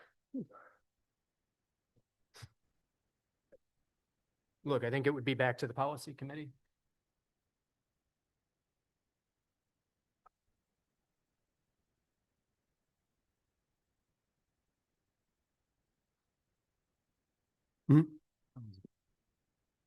We're going to voice vote. I just want to make sure everybody's clear. Question? Mayor Bopst or Mr. Patrick? These microphones today. Are we out of bounds though with questions and answers here in the? I don't know. I'm not sure what the question is. No, this, just a clarification. This did not go to the policy committee. It was in the executive committee, as is stated in our agenda. So the referral is to the policy committee, not back to the policy committee. Policy committee never reviewed this. Right. And I do support An the important deputy distinction. staff. It's an important Thank distinction. you. Yeah. To Accept clarify, that? my motion then would Yeah. be to refer to the policy It's a- committee, I as they think- have not heard this. That's a very important Thank you. distinction. Mr. Patrick. Just a procedural clarification. Why is there no discussion on the motion to table? Because it's a motion to table? Yeah. Which is complicated. All right, I guess it's my duty unless, India, do you have something to add to this? Just a quick question, time-wise, how long does that take to go back or to the policy committee generally? Is that like a 3 to 4 month process by the time they meet and come back? What does that look like? That would mean the earliest it could come back to the board would be at the December board meeting, and that's the earliest. Okay, thank you. Policy committee meets in October. So I would Correct. assume it'd be on that agenda. Correct. Okay. Any other comments? So we have a motion by Mayor Brennan to table the action to refer to the policy committee and seconded by Chief Teelan. Okay? All in favor? Aye. Aye. Opposed? We ask for a roll call. We'll do a roll call.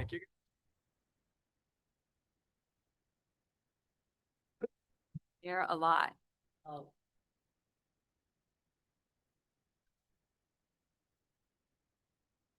Mayor Boats. Yeah. Mayor Bradley. Yeah. Commissioner Brackey. Trustee Brandon. No. Mayor Brennan. Yes. Ben Capel. No. Mayor Costelli. Mary Serby. Yes. Andy Conrad.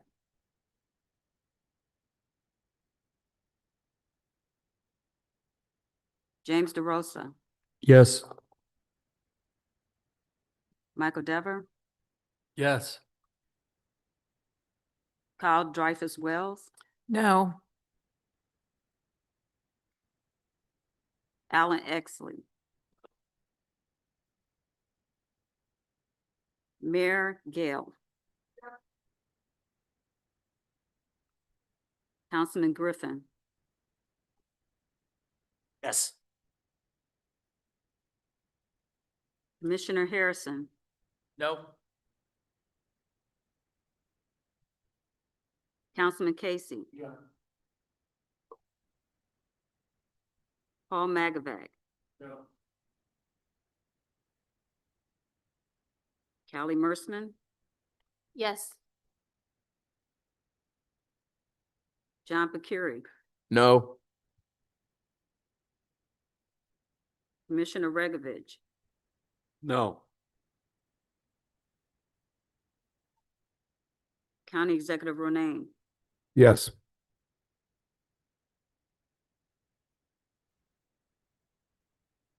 Bonnie T-Win. Yes. Don Calvert. Yes. Bob Clyburn. No.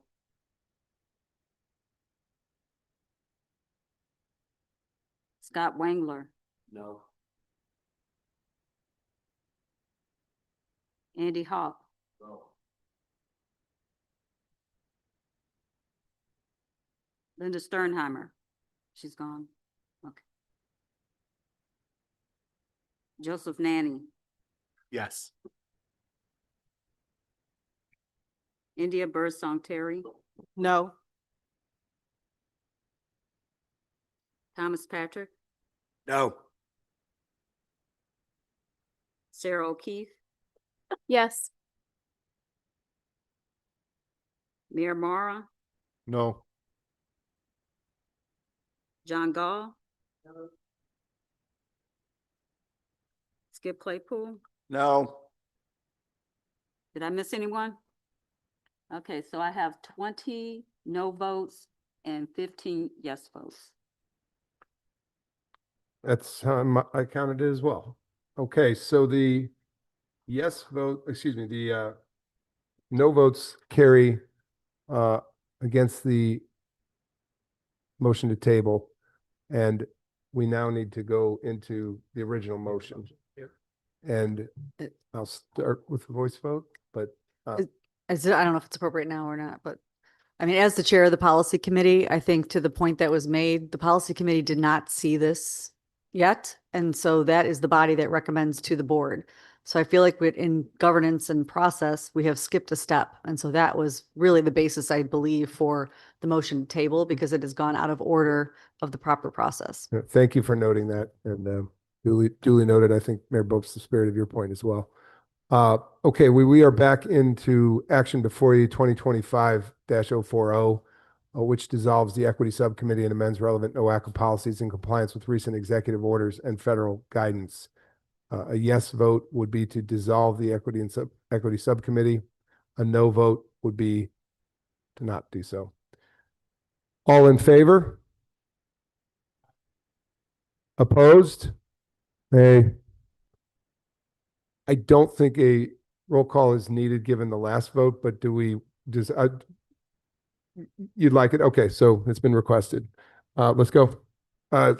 This is the original. This is the original. Again, yes vote is dissolving the equity subcommittee as action 2025-040 states. No is to not do so.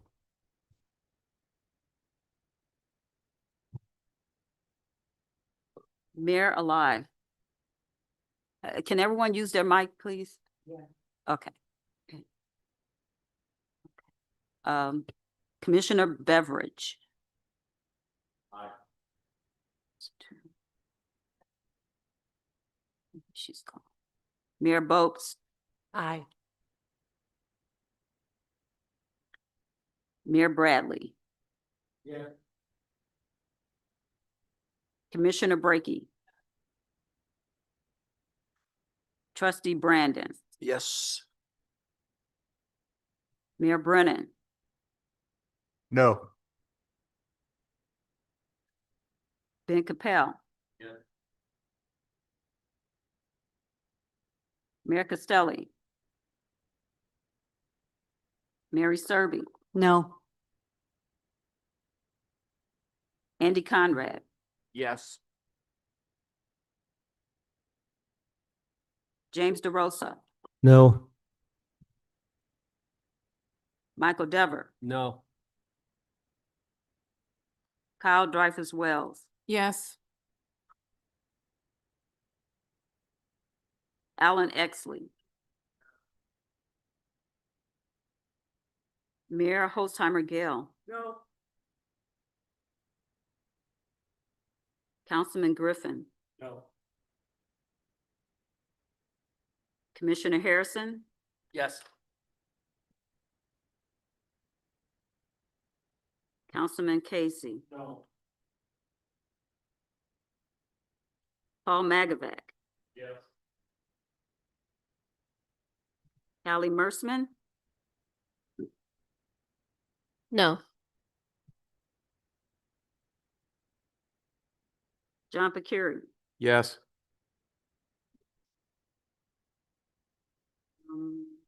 Commissioner Regovich. Yes. County Executive Ronayne. No.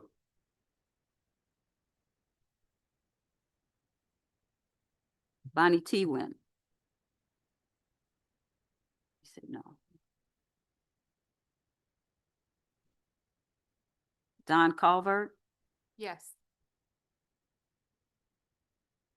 Bob Kleiber. Yeah.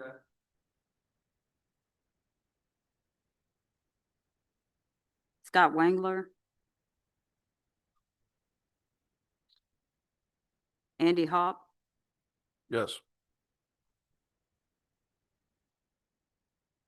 Linda Sternheimer. Oh, she's gone. Joseph Nanny. No. India Birdsong Terry. Yes. Thomas Patrick. Yes. Sarah O'Keefe, No. John Mara, Yes. John Gall. Skip Claypool. Yes. Did I miss anyone? Okay, so I have 25 yes votes and 11 no votes. Okay.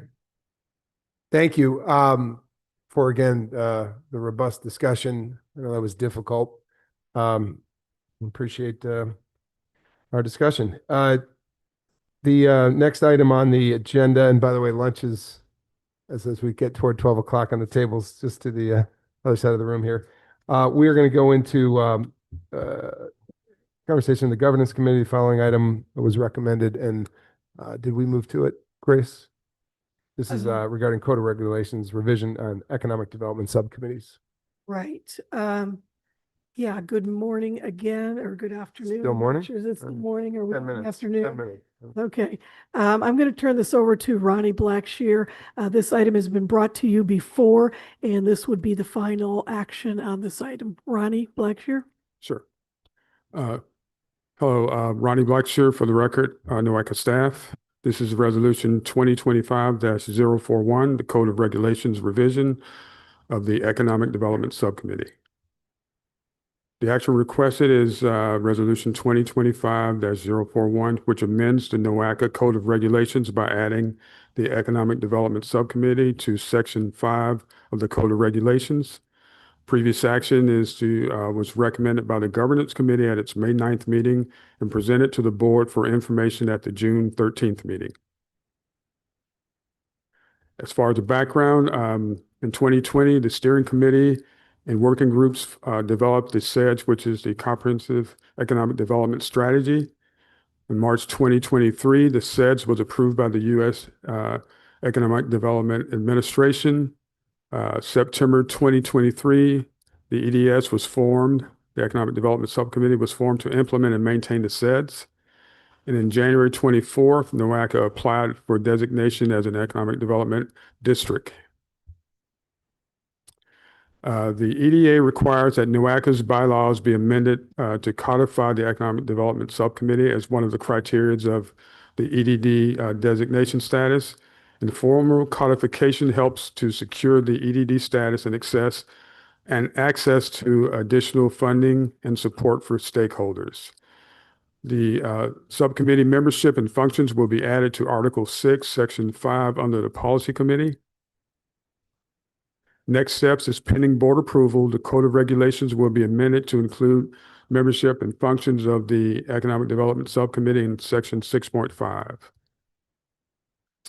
Again, the action is the approval of Resolution 2025-041, which amends the NOACA Code of Regulations by adding the Economic Development Subcommittee to Section 6.5, and I'll stand for questions. Thank you, Ronnie. Any questions? Please, John, Director Procure. I just had one question on page 59, letter H. It mentions the NOACA Equity Subcommittee, which we just dissolved. So I didn't know if that was a mistake or if the old one was going to be that position. I just wanted to clarify that. Right? Council stepped out. Would assume that that's going to be amended per the last action, but Ronnie or Grace? Any references to environmental justice that are in documents previously adopted can stay in there, is what legal counsel had determined. But moving forward, when we're adopting new documents, they must be removed. So I can't find the reference you're talking about. What page? It's page 59, letter H. So I'm on page 59, but I don't have a letter H. Two chairs of the NOACA Equity Subcommittee and Business Advisory Council.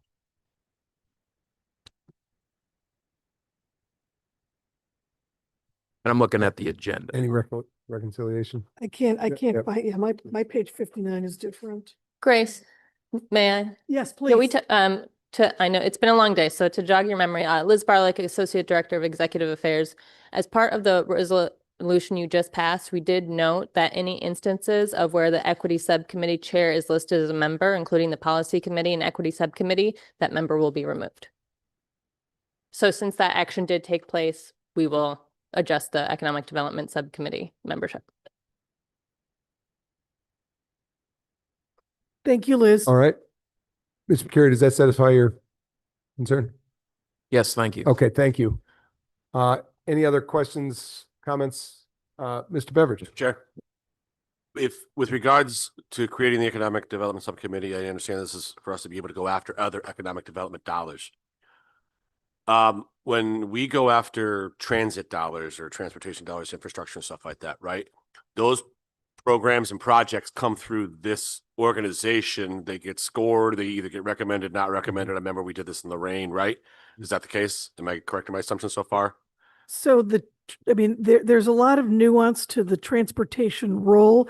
Our role is, we have two aspects of the role for transportation. One is planning, preparing a long-range plan where projects are included, and then funding, which is funding them. This board is responsible for both. Okay.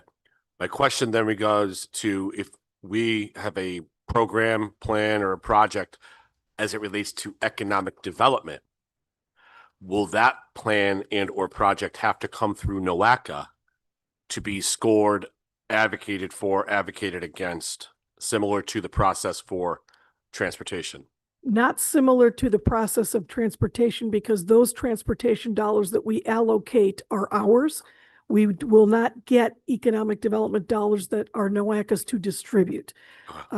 Similar to how our IIJA process works for discretionary grants at USDOT, we will work with the communities to come up with priorities that are aligned with, in this case, it would be the economic development, the comprehensive economic development strategy, but they would be applying directly for the funds, and NOACA would be providing a letter of support for that. And oh, go ahead. NOACA would be providing a letter of support, but if a project weren't to go through NOACA, then are we not going to provide a letter of support? Are we? So the Economic Development Administration has the SEDS plan for the region, and the district for the region being the primary evaluator of the priorities. So in essence, not NOACA so much as the Economic Development Subcommittee, which I guess is what you're asking about, could say no if there was a project that did not align at all with our comprehensive economic development strategy.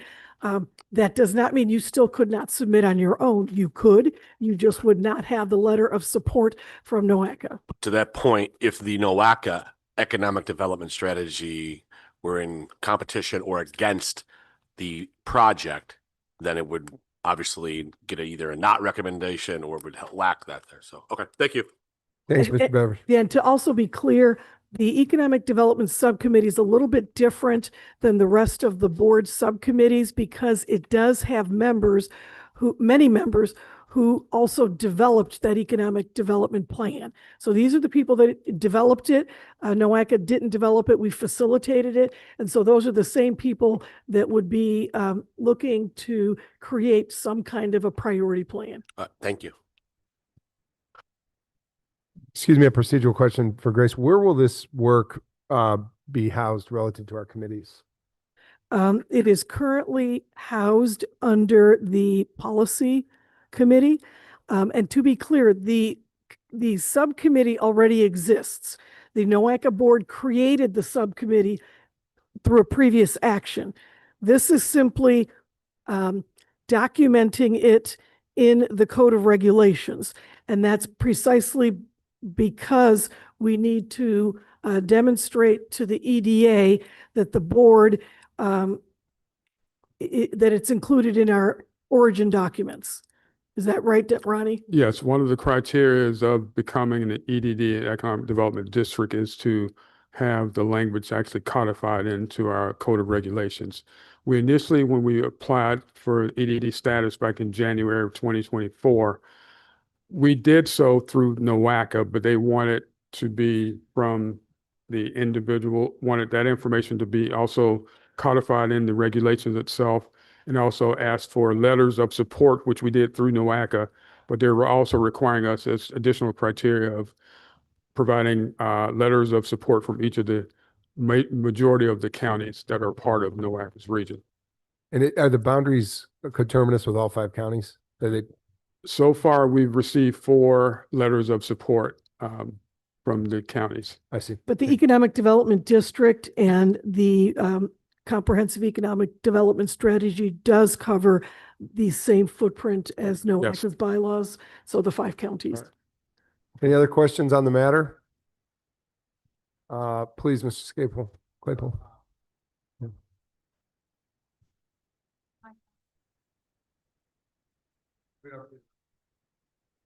It went off, sorry. I'd like to have council confirm the reading in terms of the DEI. It's my understanding that anything going forward that's approved, as this is being approved, would fall under that category. Anything that's already been approved and it's been, codified and so on and so forth, and we don't have to go back and clean that up. So that's, you don't have to answer that now, but a question for Grace relative to this Economic Development Council. I don't know why any this is going to be a question. I don't know why any ring county would vote to have another layer of bureaucracy involved in their pursuing tax dollars for this type of process. The NOACA has demonstrated over the years, and the language that you often hear through NOACA is all Cleveland, Cuyahoga County centric. You very seldom hear strategies that are big, broad strategies that don't have Cuyahoga County driving the priorities, which means the ring counties, Geauga County being a little tiny county in the context of the population in the area, would get second shrift oftentimes in the priorities. I don't know why we would vote for this. Can you help us understand that? So the Comprehensive Economic Development Strategy, which was developed by the 5 counties as well, which included governmental representation as well as business representation, that plan is already complete. The Economic Development Subcommittee already exists. The 5 counties did not currently have a comprehensive economic development strategy, and it was preventing us from accessing funding through EDA. So I guess the first part of your question is, why would you do this, is to access funding from EDA. And the priorities have already been set, and they're maintained by NOACA, and they're rewritten every 5 years. So there is an opportunity to do that. But I will tell you that having worked through the Comprehensive Economic Development Strategy, every county's priorities are included in that document. Do we have comps in other metro markets where there's EDDs that have? Absolutely. And in fact, just our in the Ohio area, Morpsey, our counterpart in Columbus, just became an EDD. Our counterparts in Youngstown is already an EDD. Our counterparts in Akron and Canton have a organization that covers their economic development. So there was a pretty big hole in Northeast Ohio with our 5 counties. And those counties, it's multiple counties within their EDDs and those MPOs? Absolutely. All right. Other questions? All right. And in fact, I'm sorry, if I may add, the Economic Development Administration rejects one county plans, will not accept a plan just for one county. You must be multi-county. And just one more time, the creation of the EDD is a predicate to receiving EDA money. It is not a predicate. The EDD, which we are working on, helps facilitate additional funding as well as guarantees, or I shouldn't say guarantees, but allows you to apply for certain operating funds. So yes, the EDD would allow us to have better staffing for economic development, and then relative to projects or program submissions from individual communities to the EDA would have more strength if it were part of an EDD. Okay. All right. Well, we've had a presentation on the matter at hand, and I'm going to ask if I could have a motion.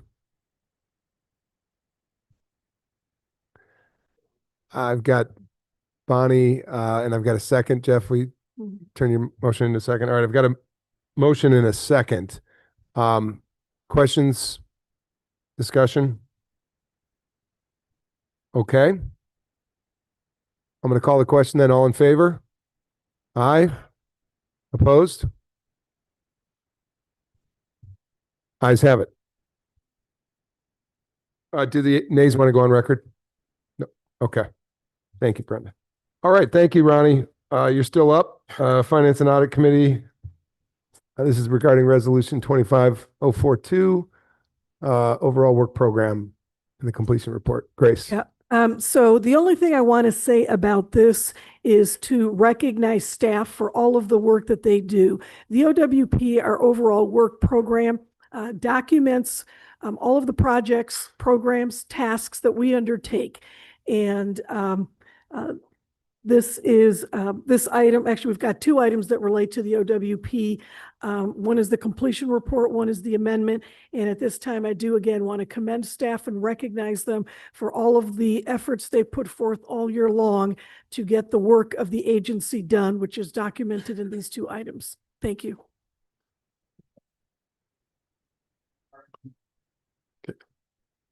No, I think I'm going to turn it over to Ronnie and to Deb to go ahead with the next slide relative to the action requested. The action requested is Resolution 2025-042, which adopts the state fiscal year 2025 overall work program or OWP completion report. This item was recommended by the Finance and Audit Committee. The board approved the state fiscal year 2025 OWP in March of 2024 and amendments in September 2024. The overall work program is the agency work plan and budget. It guides staff work for implementation of the long-range plan. The annual completion report measures performance throughout the year. The state fiscal year 2025 OWP included 29 total projects, a 93% task completion rate, and 81% funds expended. The 29 projects, of those 15 were 100% completed, 5 were between 90 and 99% complete, 6 were 80 to 89% complete, and 3 were less than 80% complete. The OWP average project completion rate is 92%, and several projects are recognized as multi-year projects. Projects that were 100% complete includes the 604B Water Quality Planning, Ohio EPA Biennial Water Quality Program, Brownfields Revolving Loan Fund Program, Enhanced Mobility Planning, Transportation Improvement Program and Funds Management, Project Planning Review and Intergovernmental Review and Consultation, Rate Planning, Transportation Modeling and Data Analysis, Congestion Management Process, Regional Safety Program, Transportation Asset Management, Climate Action Planning, Public Engagement, Comprehensive Economic Development Strategy, or SEDS, and the overall work program. Ones that were 90 to 99% complete included local planning and collaboration efforts, air quality planning administration, local water quality planning, sub-area and corridor studies, and non-motorized transportation planning. 80 to 89% complete were air quality, public education and outreach, transit network and community rail planning, transportation operations planning, long-range plan, ride share, and planning, administration, and operations management. And those less than 80% included the STOP program, a Regional Infrastructure Accelerations Demonstration Project, and TLCI. There were 122 work products tasks within the 29 projects.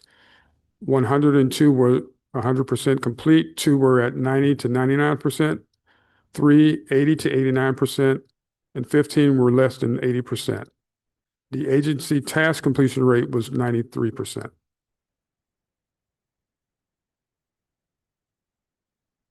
Approximately 81% of the budget was expended. Unspent funds will be carried forward to state fiscal year 2026, including encumbrances and contracts. And if we included the $15 million CFI grant, that amounts to 36% expended. The next steps, pending board approval, state fiscal year 2025 OWP completion report will be sent to ODOT and appropriate federal agencies for review. Again, the action is the approval of Resolution 2025-042, which adopts the state fiscal year 2025 OWP completion report. Now stand for questions. Thank you, Ronnie. Any questions? Okay, we got a question from John. Just, I guess going on the record, as I normally do, I will be abstaining from this overall work plan item as well as the next one, the next resolution. Okay. Because this is ultimately submitted to ODOT for approval. Thanks, Director. Anybody else? Okay, can I get a motion? All right, Mayor Bopst, do we have a second? Thank you, Mr. Conrad. Any discussion on the matter? All right, I'll call the question. All in favor? Aye. Opposed? Motion carries. Thanks, Ronnie. Deb?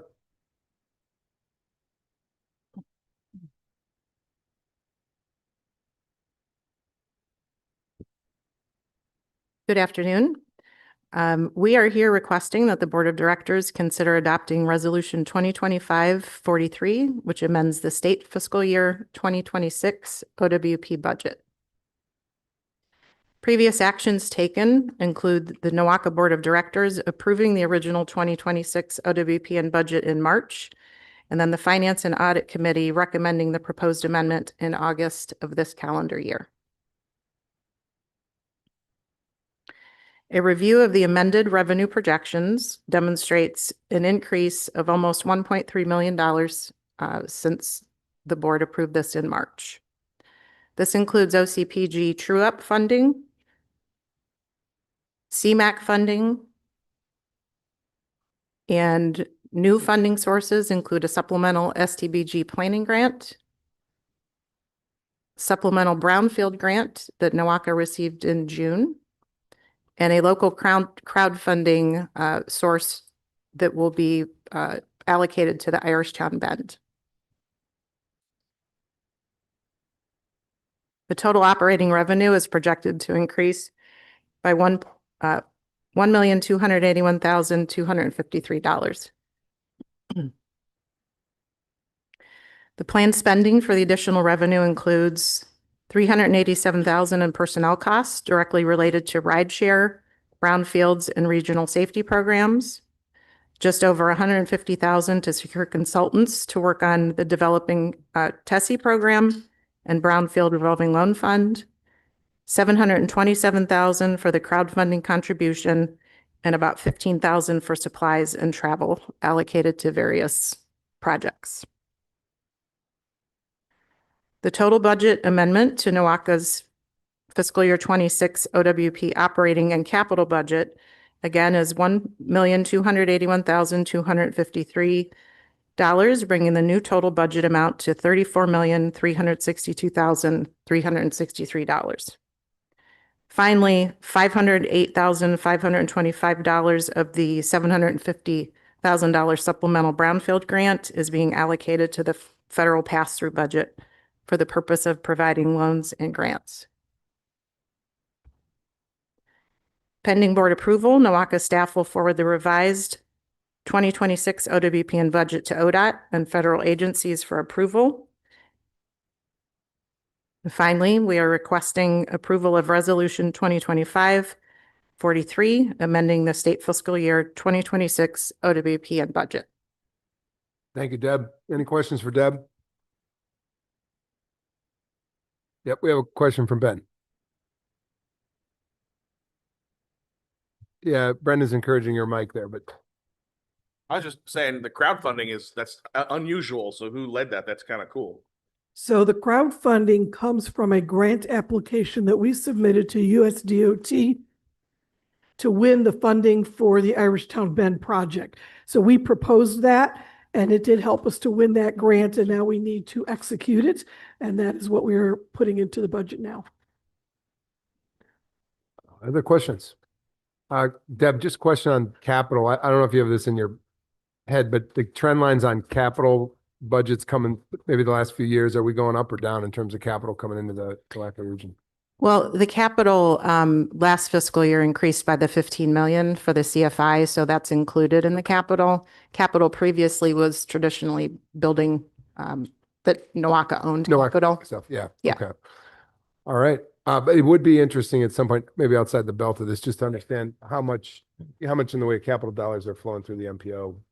So that's a different discussion. Yeah, but just to sort of augment what Deb said, the $15 million in capital funding that she's referring to is specifically the grant that NOACA received in order to implement EV charging stations, which is separate and apart from the capital program that you're speaking of, which is the TIP. Yep. And I think it would be a great presentation. I know we touch upon it in the report sometimes, and we do have a quarterly report that speaks to it, but it would be very good to go into detail on the capital projects for the region and where we stand with them.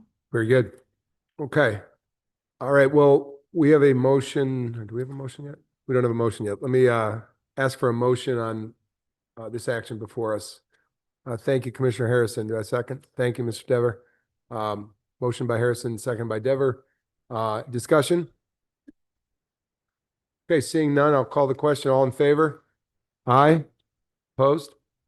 Motion carries. Thanks, Deb. All right, Sarah White, and this is Resolution 25004, CMAQ.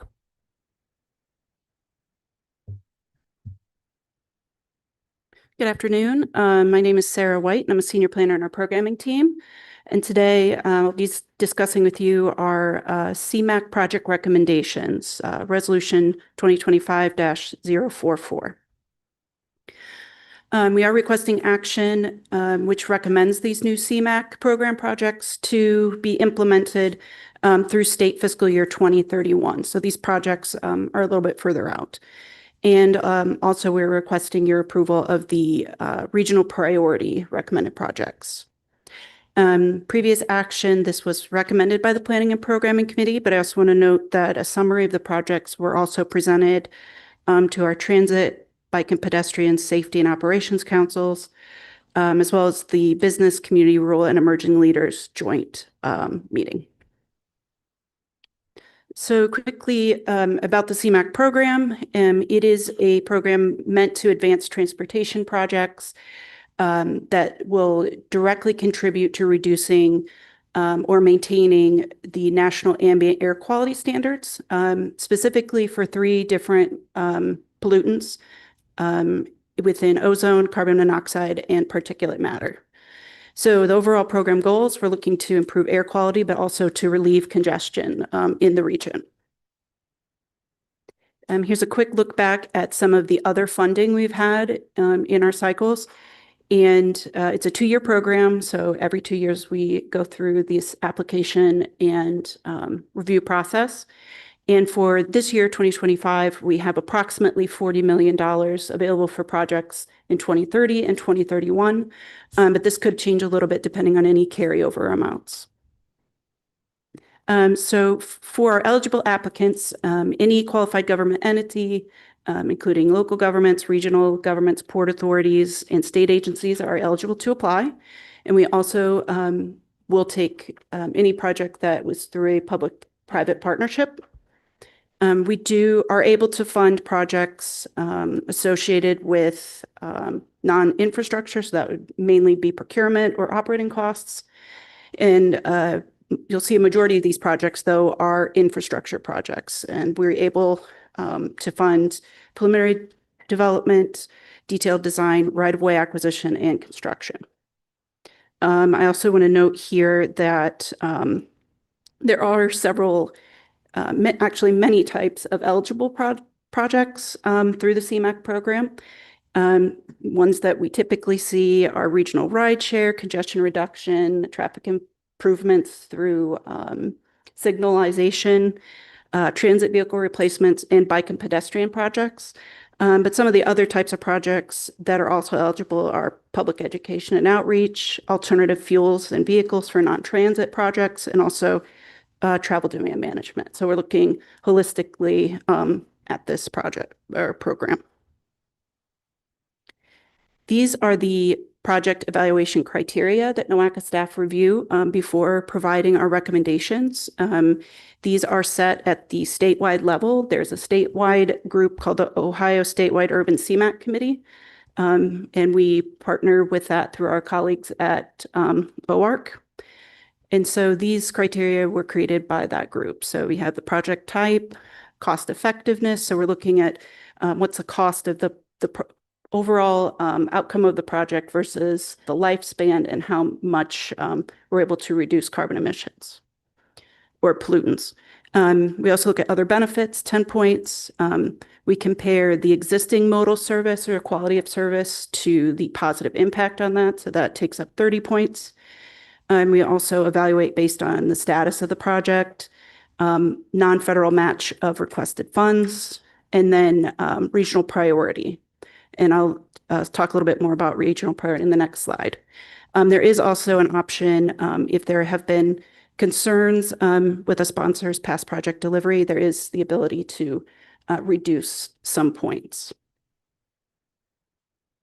So as I just noted in the previous slide, criterion 8 gives our urban area some flexibility. So within the scoring rubric, we can recognize any projects that are particularly regionally significant, and then we can allocate points up to 10. So on this slide and in your memo on page 68, these are projects we've proposed for your review for those regionally significant points. So again, it's up to 10, and we have allocated this amount in the preliminary scores. So looking at our project timeline, we're getting towards the end, as you can see, but our solicitation began in the spring, and the applications were due in May 2nd. Again, we went through many of our advisory council subcommittees and committees, and today we're here reviewing these projects. This is not the last step. Our final step will be to review these projects as a whole look at a slate of projects across the state of Ohio with our other MPO colleagues. And that final approval would be not until November, we believe. So just getting to our actual project recommendations, they're all contained on this slide. So first we have the county, the sponsor agency, our project name, and then the total cost for the whole project. Excuse me. The second to last column is the amount requested for this application, and the last column shows what our recommendation is for funding. And you'll see at the bottom on the far right, we are expecting to be able to utilize that full 40 million that has been allocated to our urban region. For financial impact, noting again, these projects will take place a little bit further out. So we'd expect this money to be expended in 2030 or 2031. And we expect to use approximately $40 million implementing those projects. So next steps, our projects, if they're board recommended, will go to the Ohio Statewide Urban CMAQ Committee in October. And we do anticipate the committee will submit the full state slate of projects to the OARC executive directors for their final approval in November. So our request is approval of resolution 2025-044, recommending these new CMAQ projects to be implemented through state fiscal year 2031. Thank you, Sarah. Any questions for Sarah? Grace? All right, seeing none, we'll take a motion. So moved. Okay, thanks, Director Dever. A second from Director Serby. Any discussion? And John, we note your abstention, but go ahead. No, just a question. I believe we've talked about this before. I guess this is for Grace and for council. But just for the record, there's no issue with potential recipients voting on this, correct? That's a good question. As you and I have discussed previously, and I've discussed with many members as well, council, not the current council, previous council, has looked at that question. There is no issue with recipients of funding from NOACA voting on that funding because you're all recipients at some point or another. So, The motion wouldn't move very far, I guess. Right. Okay, thank you, though. Thanks for that point. Anybody else? Discussion? Okay, having a motion and a second, I'll call the question. All in favor? Aye. Those opposed? All right, motion carries. Thanks, Sarah.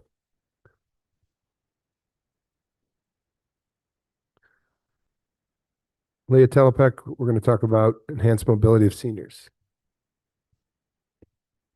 Good afternoon. Can you guys hear me okay?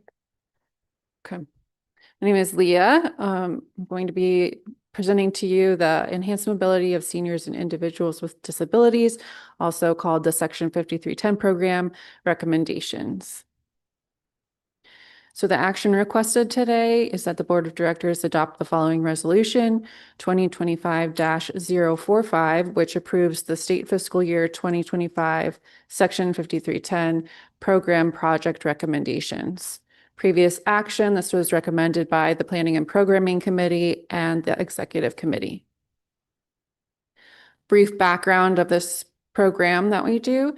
It's an FTA formula funded program based on population that addresses the transportation needs of seniors and individuals with disabilities. NOACA serves as the direct recipient of our urbanized area and reimburses subrecipients for eligible purchases. Recipients are selected annually in a competitive application process where each project is scored based on the goals set forth in NOACA's coordinated plan.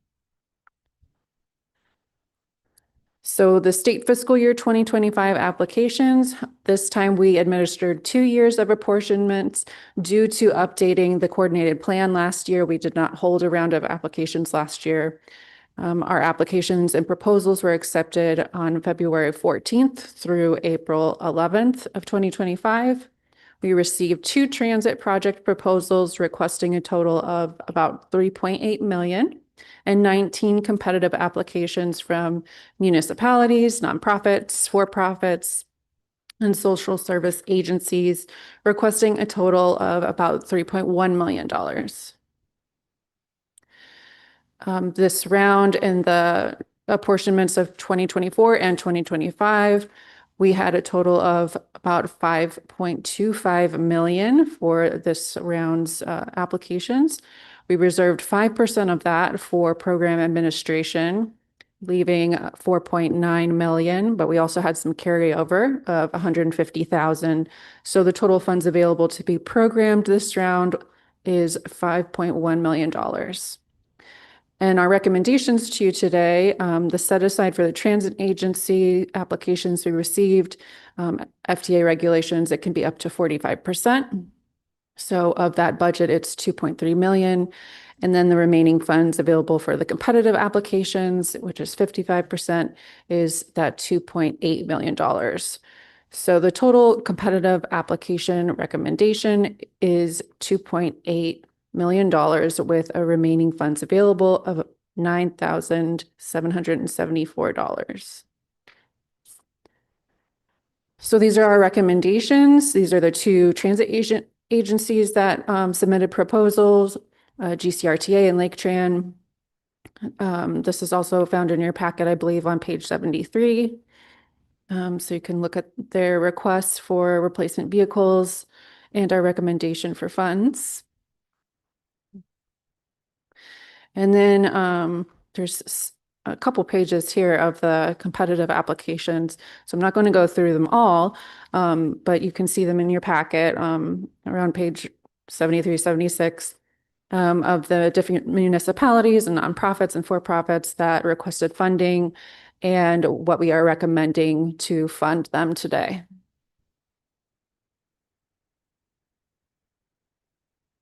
So again, the total recommended funds today is $2.8 million.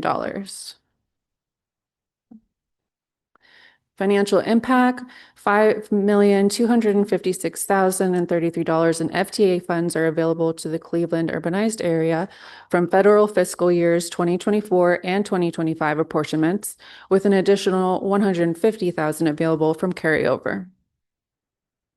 Next steps, pending board approval, NOACA staff will execute contracts with program awardees and monitor project implementation.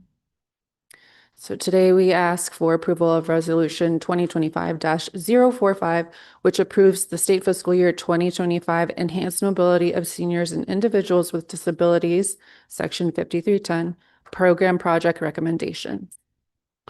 Thank you, Leah. Questions for Leah or Grace? All right, seeing none, take a motion. Thank you. Is it Mr. Conrad? And second from John Galt. Thank you. Any discussion?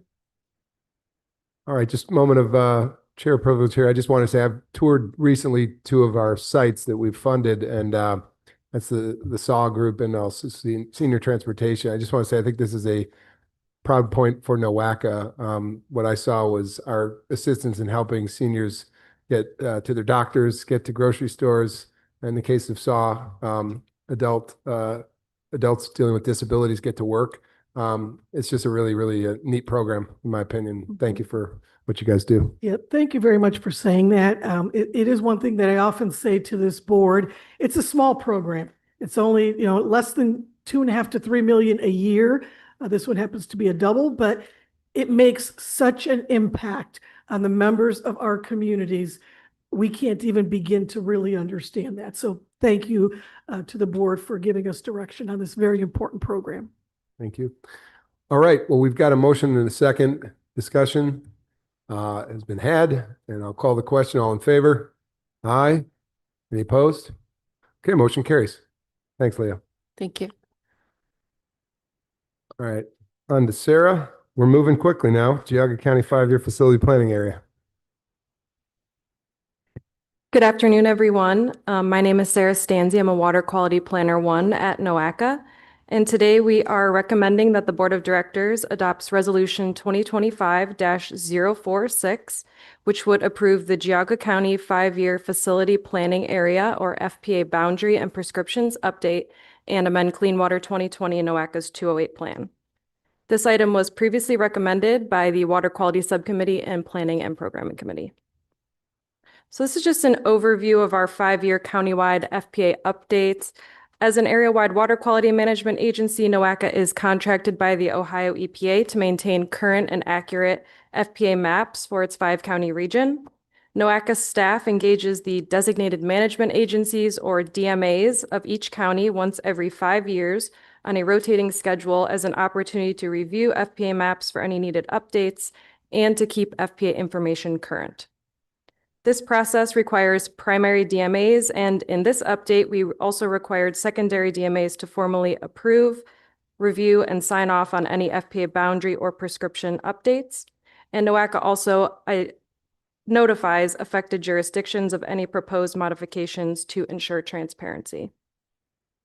So here is just a quick summary of our Geauga County update process. In January 2025, we began meeting weekly with the Geauga County Department of Water Resources, or GCDWR, as the DMA of the largest FPA in Geauga County, the Geauga County FPA, to review their parcel level updates that they organized by jurisdiction in a series of spreadsheets. Once we understood the key update areas, we held a kickoff meeting with other DMAs to present our 5-year update methods and goals.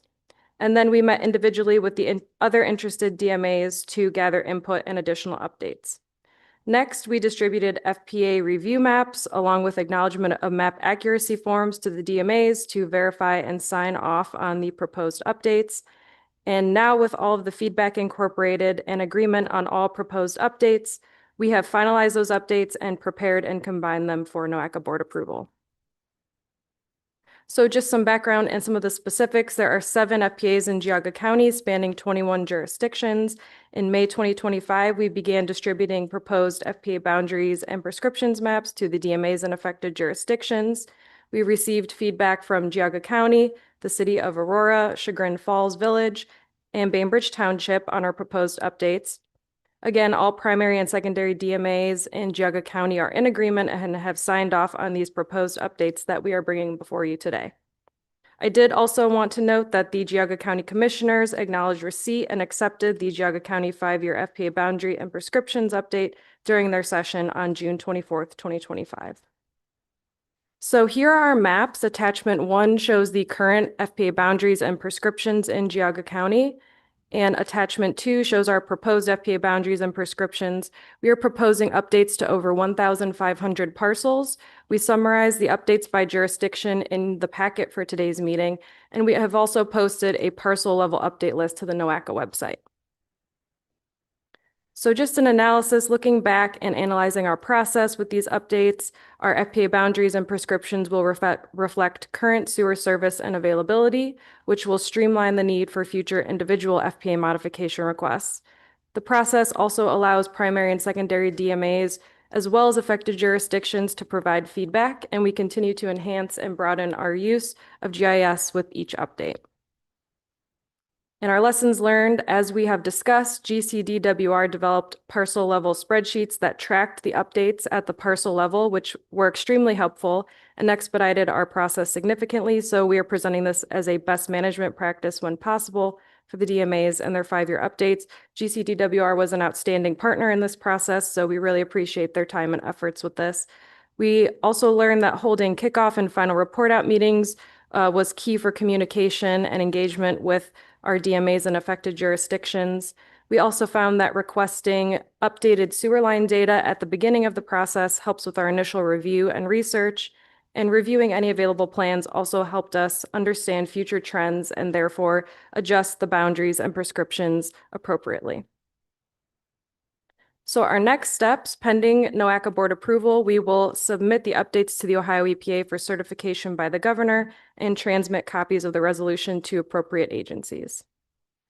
So again, we are requesting that the board approves Resolution 2025-046, which would approve the Geauga County 5-year FPA boundary and prescriptions update and amend Clean Water 2020. All right. Thank you, Sarah. Any questions for Sarah? All right, seeing none, take a motion. Is that Mr. Howe? A second? From Skip? Skip, were you the motion or the second? Okay, so moved by Mr. Claypool. Second, do anybody have a second? All right, thank you, Mr. Hope. Any discussion on the matter? Appreciate the lessons learned section. That was great. Anybody discussion? Okay, seeing none, all in favor? Aye. Any opposed? Okay, motion carries. Thank you. Thank you. All right, Sarah. All right. We have one official action left here. We have Resolution 25047, CMSA, Cleveland Elyria Metropolitan Statistical Area Comprehensive Climate Action Plan. Looks like we have, oh, is it off? We've got Joe, Sarah, and Tim, or Joe and Sarah. Take it away.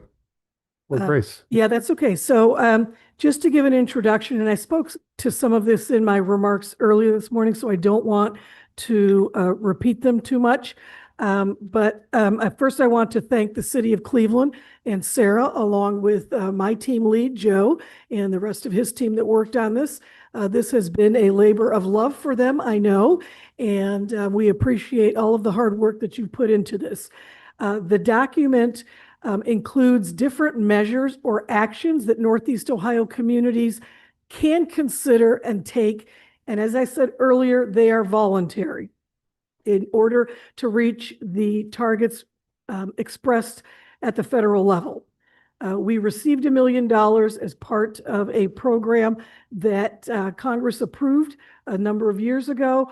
The US EPA awarded, as a result of this program, the region has been awarded already with $129 million of an implementation grant to the city of Painesville, the city of Cleveland, and Cuyahoga County. $79 million of that went to Lake County, which they would not have been eligible for if we did not prepare this comprehensive climate action plan, and the specific component of it referred to as the priority climate action plan. I do want to acknowledge that we just had a meeting with US EPA on September 8th. So this is the current administration who has told us that the US EPA applauds the work by the Cleveland Elyria MSA team. And the US EPA continues to be impressed by the work your team is accomplishing. It was a pleasure to learn about the strong progress being made in your CCAP subawards and general milestones. This was a review of the program by US EPA and essentially evaluating the work of our team. So good job. And I will turn it over to Joe and Sarah to go into the specifics of the plan. Thank you, Grace. Thank you, Mr. Chair. And thank you to everyone for this opportunity to speak with you. The action before the board this afternoon is to adopt Resolution 2025-047. This is the Cleveland-Elyria Metropolitan Statistical Area Comprehensive Climate Action Plan. This item was recommended by the Policy Committee and the Executive Committee. Just a brief background on the CPRG program itself. The Inflation Reduction Act under Section 60114 appropriated nearly $5 billion to US EPA for climate pollution reduction efforts by states, US territories, municipalities, air pollution control agencies, and tribes. As Grace has already mentioned, there were really two phases to this program. The first phase, which NOACA and the City of Cleveland have partnered to undertake, this is the planning phase. These were the non-competitive greenhouse gas emissions reduction plans, approximately $250 million. The second phase, there's a lot more money. That's the implementation phase. These are the competitive projects, $4.6 billion, of which this region, under a partnership between the City of Painesville here in Lake County, the City of Cleveland, and Cuyahoga County, received $129.4 million. And it was on the slide, but I think it's worth mentioning, this was the only such award in the state of Ohio and only one of 25 awards in the United States. Tremendous achievement. Grace already mentioned the $1 million that went to NOACA and Cleveland for the Cleveland-Elyria MSA, one of the 67 most populous in the United States. And there are 3 deliverables as part of the Phase 1 planning program. The PCAP, Grace already mentioned, that was the prerequisite to even being eligible for an implementation grant. That was approved by US EPA March of last year. The CCAP, that's the current deliverable before you, is due December 1st of this year, and there will be a status report at the end of the award period in the summer of 2027.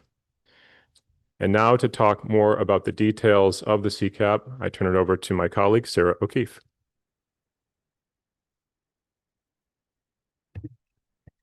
Thank you, Joe. Good afternoon, everyone. I will take us through a high-level review of the CCAP development process.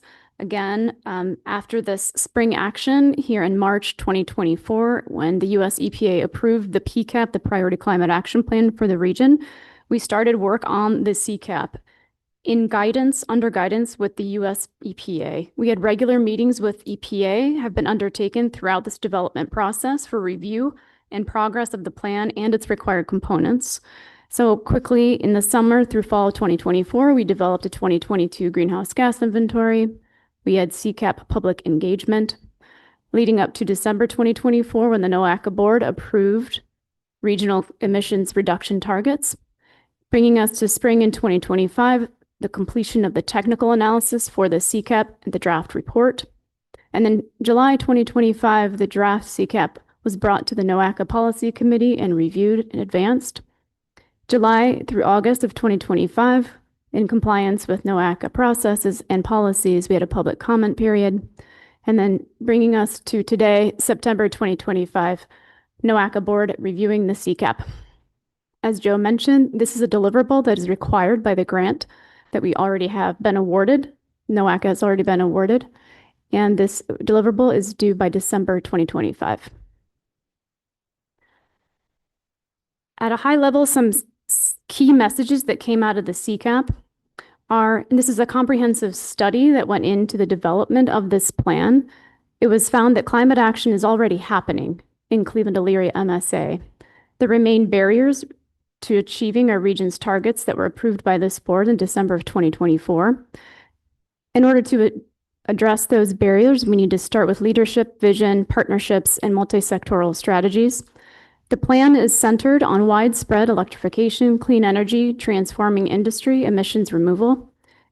And the MSA will need to use different policies to support transition, such as tree nurseries, waste reduction, and reuse companies to attract those businesses to our area.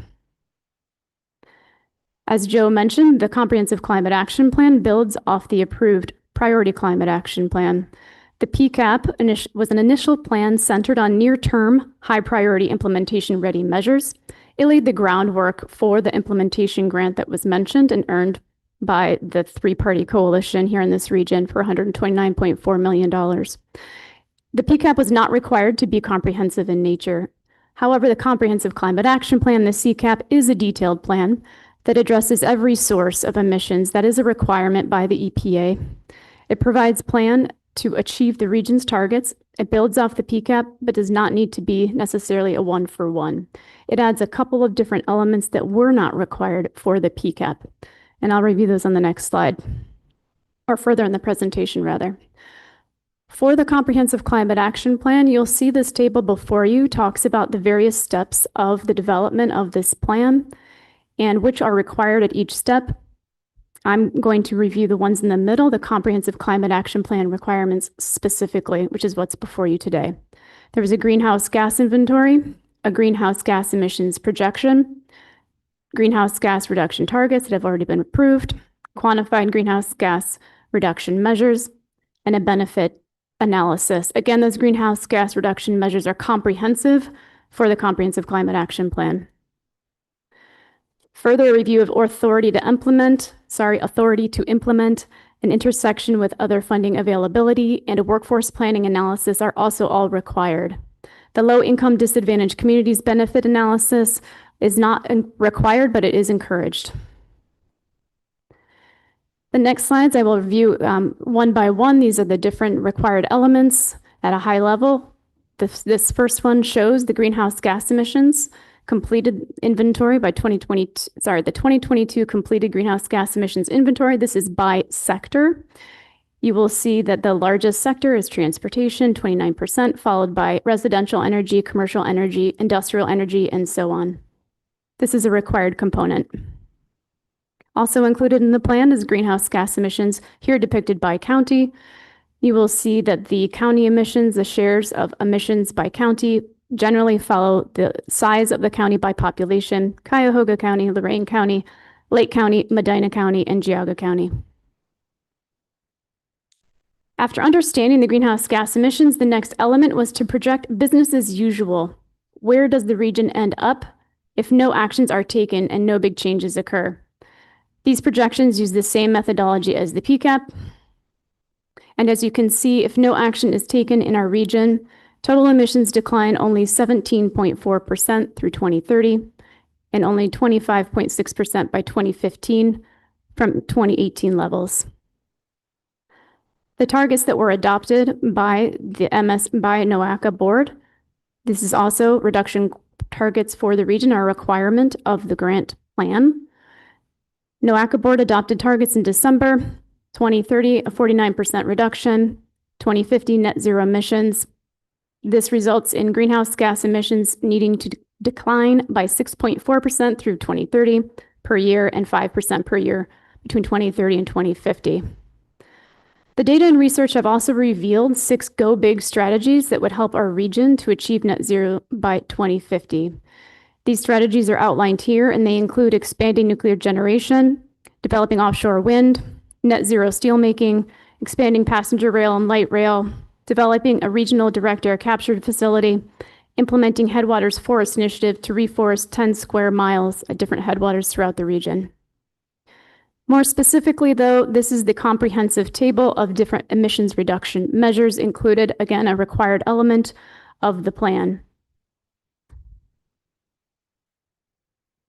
The largest savings, as you can see from this table, come from clean electricity measures, which include a suite of actions to expand clean energy generation, make the grid more reliable, resilient, and responsive, with other significant savings coming from electrifying light-duty vehicles, energy efficiency and electrification in commercial and residential buildings, and so on. You'll see on the left, those are the PCAP measures that were included, and in the middle are the CCAP measures.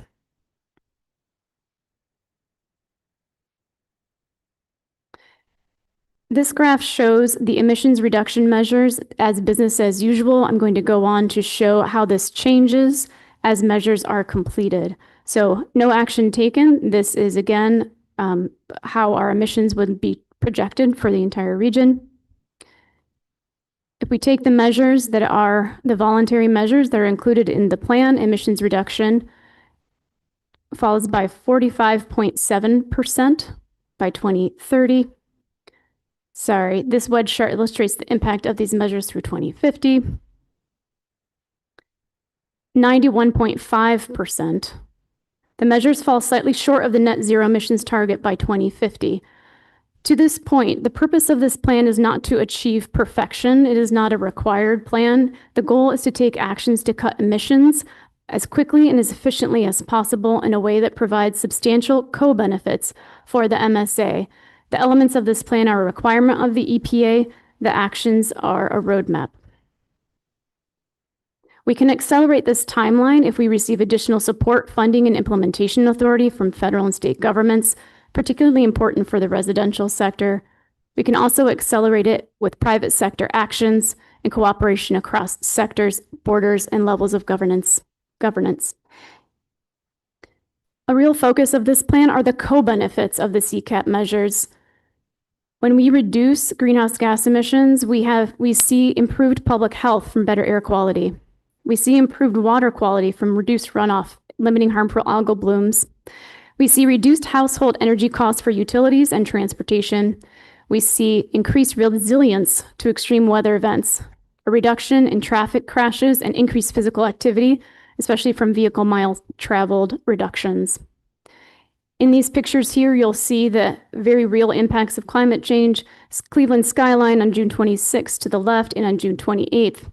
Before and after photos show Cleveland disappear into the wildfire smoke from Canadian wildfires. Flooding on MLK Drive is on Labor Day 2020 is in the lower picture. These are impacts regionally. Another required element other than the co-benefits is to have a review of the authority to implement the measures. The CCAP must include a review of whether local governments within the MSA have authority to implement measures.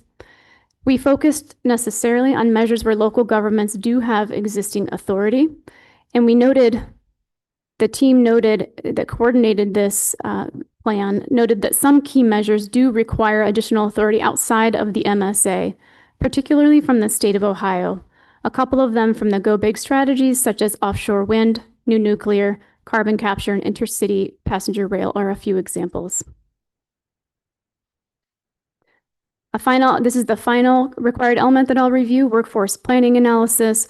This assesses key occupations where the MSA has workforce shortages and occupations with potential shortages, such as foresters, building inspectors, maintenance workers, and machinists, quality engineers, and electrical engineers.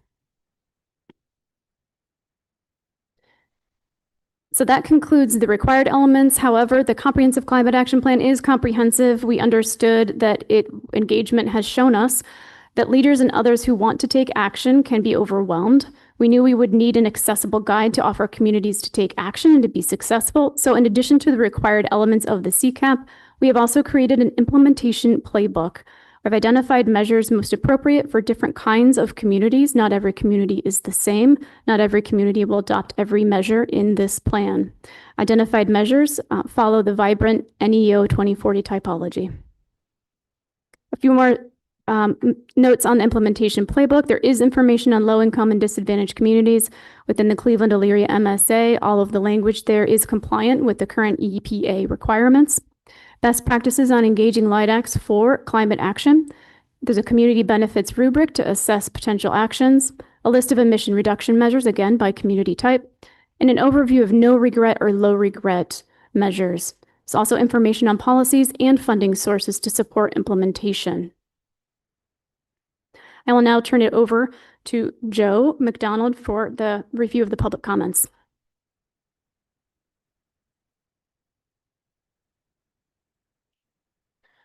Thank you very much, Sarah. Grace has already reviewed the highlights of the public comments, so I think we can cover this fairly quickly. The public comment period was a 45-day period between July 17th and August 31st. You could submit comments by email, you could submit them online, by telephone, or by mail, and we did receive 47 such comments. In addition, during this period, we had a virtual public meeting on August 21st. We had peak attendance at 87 attendees who submitted 21 comments and questions that were answered in the meeting. The recording is available at the link shown on the slide. Of the 47 public comments submitted during the period outside of the event, as Grace already mentioned, there were 13 comments that resulted in specific revisions to technical information, and I just gave an example for you to consider. We updated the CCAP to include NOPEC's opt-in program. We also updated the CCAP to minimize use of the term community choice aggregation. However, it is used currently, as the City of Cleveland refers to its program as CCA, and Power a Clean Future Ohio also uses that term. The other 34 comments resulted in general revisions that focused on clarification about the CCAP as a menu of measures that, again, are not required. They're suggestions, they're voluntary. Examples for different communities to consider depending on the community type. Local government authority for implementation, and recognition of diverse viewpoints about climate change and climate action. There were additional comments from stakeholders that led to additional revisions, specifically in the implementation playbook. As Grace already said, we deleted specific references to counties for the case study for Cleveland Cliffs that talked about carbon sequestration. We no longer list the actual counties. It could theoretically happen anywhere if the company so choose and if the partners in those communities wanted to work with the company to do it. And the same applies both on page 32 and on page 41. There are no financial impacts. The grant's already in place to do this planning work. Pending board approval, the City of Cleveland and NOACA will work with a firm to create drafts of the CCAP and the implementation playbook. And they will collaboratively finalize and submit the CCAP to US EPA by the deadline in the signed agreement, December 1st, 2025. Subawards to Geauga, Lake Lorraine, and Medina counties are also part of this $1 million grant. There is $300,000 in total allocated based on each county's share of their collective greenhouse gas emissions production. Counties who choose to participate may spend that money until the end of the CPRG award period. It's actually a reimbursement program, but they have until the end of the award period in mid-2027 to utilize those funds. Appropriate projects will focus on planning and engagement, not implementation. Again, this is the planning grant. This is the phase 1 planning component of the CPRG program, and there is no match required. So again, the action before you is approval of Resolution 2025-047, which adopts the Cleveland-Elyria Metropolitan Statistical Area Comprehensive Climate Action Plan. Thank you. Thank you, Sarah and Joe. We will have a discussion between the motion and the second, or after the second, but any questions of the two or to Grace? All right, seeing none, I'll take a motion. Mayor Lai, thank you much. Second from Director Serby. All right, we have a motion and a second. Any discussion on the matter? Okay, Commissioner Beveridge. Yes, as I mentioned earlier, I referenced this in one of my county commissioner meetings and received an email. My feelings on the email aside, there were some things that were pointed out that I just want to ask some clarifications on. And first, I want to start by saying, at no point was this questioning climate change. My comments have always been around how are we spending taxpayer dollars to address this situation. And I will always stand by the fact that spending $250 million to give to. Now, I'm glad to see that I don't think any of us at this board, hopefully, were involved in this plan. I pray that the staff has the qualifications and the science background to address a topic such as climate change, because I don't want politicians getting $250 million to come up with plans. I view that as a waste. With that said, I can't help but see some of the things that were on there, such as the Go Big with nuclear energy here in Perry, which is the name on the front of my sweatshirt and is about 2 miles down the road from my house. You've talked about that this is just a recommendation, but yet in the plan, and as they just pointed out, there was an identifying of the local governments that have the ability to implement some of these plans, as well as who would need to be engaged, such as the state of Ohio, to give us the ability to continue to do some of these plans. So I'm failing to see that this is just recommendations. I think that there is a policy playbook or a playbook on how to implement some of these strategies. And I have to say, with all the respect to Columbus, the energy bill that came out, and after seeing that our emissions, the giant portion of the emissions are due to energy, what they've done is going to hurt my community with the expansion of energy production out there. If we go big and we have this all more nuclear energy here, the way that they've rewritten the laws, the burden it will put on local infrastructure here in Lake County with zero taxpayer revenue dollars coming in, property taxes they've eliminated, the personal property, and et cetera, et cetera. I have to say I'm wholeheartedly against that conversation without better leadership from Columbus to help us with those things. In executive committee, I asked, is this plan required for the future dollars coming into Lake County? I know it was required at the time of application, which was what's your answer, but is the development and approval of this plan required still today with the current administration to move forward with getting the $129 million grant that we've had? The $129 million grant that was already provided is not in question at this point. So this plan was required in order to obtain that grant, whether it is required to keep those dollars. I don't think we've been told one way or another about that. It is a separate grant at this point. In the future, the carbon the CPRG program. We have no knowledge of whether or not the current administration would seek to put out additional dollars that this plan would qualify you for. We just don't know. So at this time, this plan that we're approving today is not required for the $129 million grant. And I will look to Joe to validate that, but that is what I understand.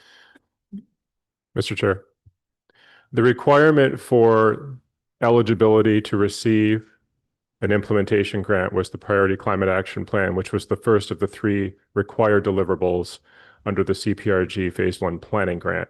This is the second of the 3 required deliverables. So this is a required element, but the PCAP was the precursor to the implementation grant opportunity. At the time EPA put out its guidance, they did not indicate that there would be any future funding opportunity, that this was a one-time funding opportunity. That's at the time they released guidance. Of course, the administration could always change things, but that's what we've been told. Still confused because I think I'm hearing 2 different things.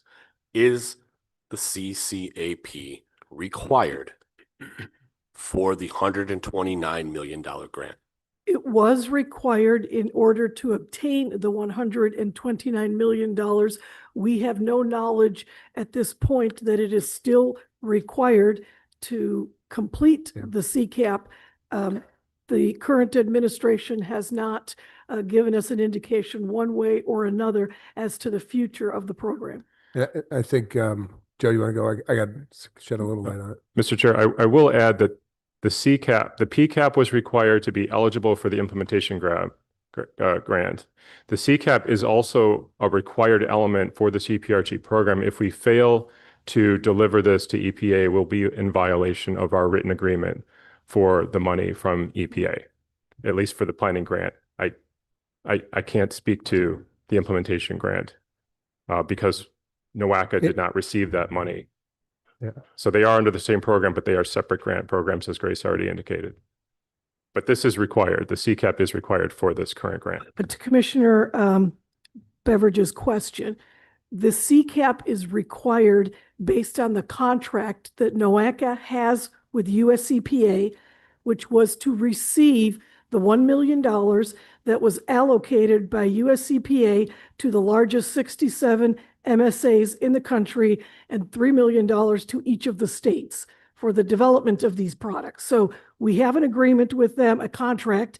This is a requirement in that contract. If we do not fulfill the requirement, there could be action where they ask us to repay them the money that they have given us to develop it. So that is a possibility. But again, to your question of, is the approval of this plan, will it impact the funds that you already received? We just don't know. Thank you. Mr. Claypool. I wished I had a half an hour. I won't use that much time, Chris. The bell will ring. I've got, yeah, I'm sure it will. On Monday of this week, I was in Denali, Alaska, looking at glaciers. Very interesting experience. I won't belabor everything, but the glaciers are safe and fine, contrary to some public opinion. I also had an opportunity to listen to a Dr. Arnold, PhD, who talked about the complex relationships between climate and wildlife. And as a part of that conversation, he was talking about the fact that we're in a 20,000 year cycle. We're 12,000 years into a 20,000 year climate cycle. Anybody who thinks that CO2 is detrimental to our environment, he claimed, didn't know how the environment works. I look at this plan and I see so many flaws, and I'm going to point out a few. I'm not going to belabor it and get into too much. I could spend an hour talking about the flaws of this particular plan, but I will talk about a few, one of which is the public comment section that Grace handed out. There were public comments over for a long period of time. We sat in a public meeting online with 100 people who provided a lot of input. I see none of that in this plan. I sat personally through 3 public forums that had 30 to 40 people in each of those forums. I see none of those public comments in this plan. And so there's so many public, the staff picked and chose, I believe, certain public comments that it wanted to include in this plan. The premise that CO2 is detrimental to the environment has just been spoken to by Lee Zeldin, our current EPA director, and he does not believe that that's the case. This particular plan was funded by Inflation Reduction Act dollars under a past administration who had a different belief about climate change. Our current administration, and President Trump, if you hear him talk, does not have that belief. I am hoping that this current administration pulls the plug on a lot of this funding, to Morris's point, because these programs and these actions will have no impact on our climate. This is not about our climate. This is about money. It's about power. If you look in the guts of this plan, one of the issues that I have is we use ICLEI, a Marxist organization out of Bonn, Germany, and their framework as a guidance to some of the action plans that are in this plan. I could go on and on. I'm not going to, much to the, I'm sure that everybody's grateful for that. But there is so much in this plan that it should be questioned. And I'm wondering how many on this board have actually looked at this plan? How many of you looked at the technical details that you see inside of this plan? Have you looked at the slide? We saw it in the policy committee meeting, talking about the medical benefits and all the money that we're going to save because we're going to save people from heart attacks from climate change. Are you kidding me? I had open heart surgery. My doctor never claimed that climate action had anything to do with my heart situation. It had more to do with genetics, what I eat, and my habits. And so there's so much that I could point to, and I'm not going to go on and on anymore. But I would ask this board to either delay the vote or look at the plan or vote no to this plan, because it will accomplish none of the action plans that we see in this plan. Thank you, Mr. Claypool. Mayor Ali. Oh, I'm sorry, the mic's up. I'll call the question. Oh, yeah.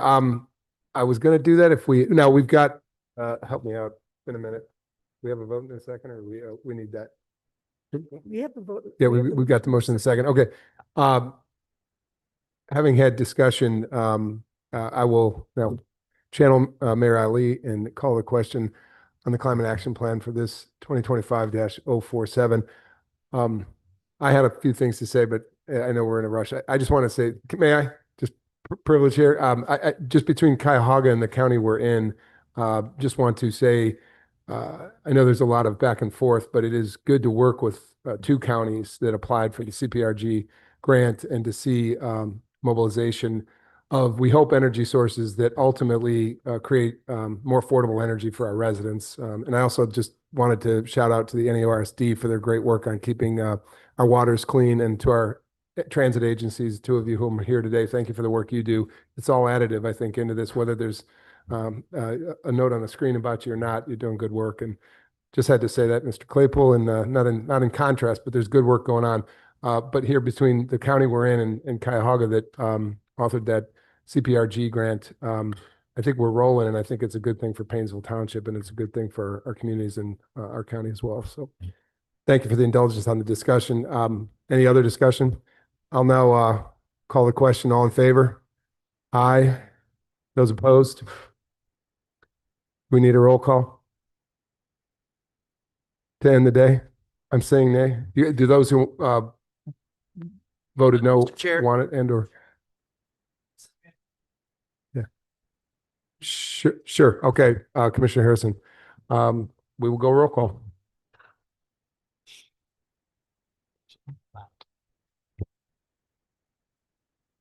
Mayor Alai, Yes. Commissioner Beveridge, Nay.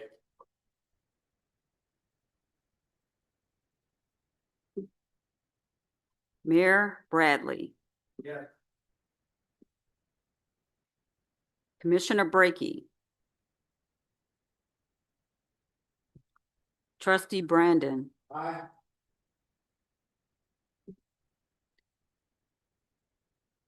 Ben Capel. No. Can everyone use their mic? I'm speaking to it. No. Okay, thank you.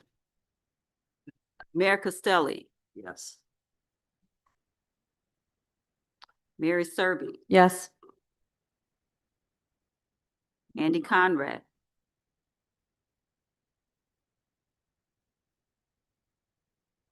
James DeRosa, Yes.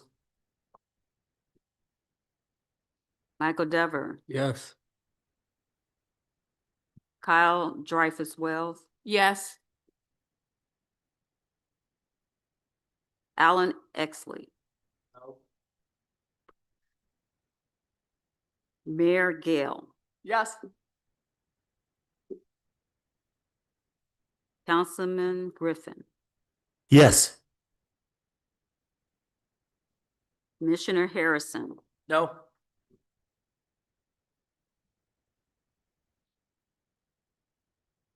Paul Magavac, No. Callie Mersman, Yes.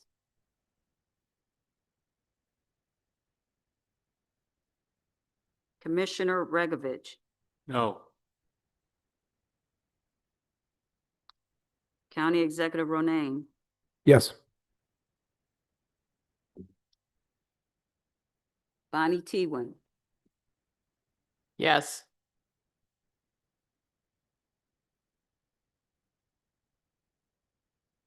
Bob Kleiber, Yes. Scott Wangler, Yes. Andy Hawk, No.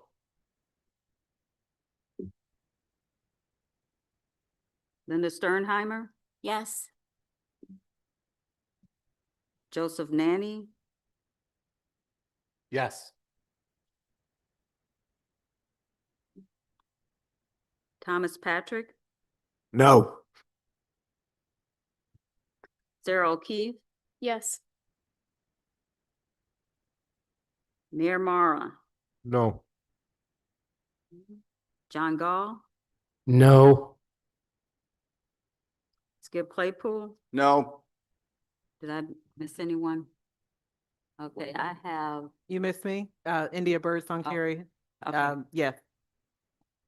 So I have 19 yes votes and 13 no votes. Just as your co-pilot, I get the same count. All right. Motion carries. And thank you for the discussion on that. I'm sure this will continue. Much appreciated on presenters. Okay, we've got items to discuss. I think we've discussed all. We had our public comment. Want to discuss any old business we might have? Anyone? All right, there is one other important item of new business that I believe Grace is going to walk us through and for your discussion. This is regarding the Ohio House Metropolitan Planning Organization's reform legislation.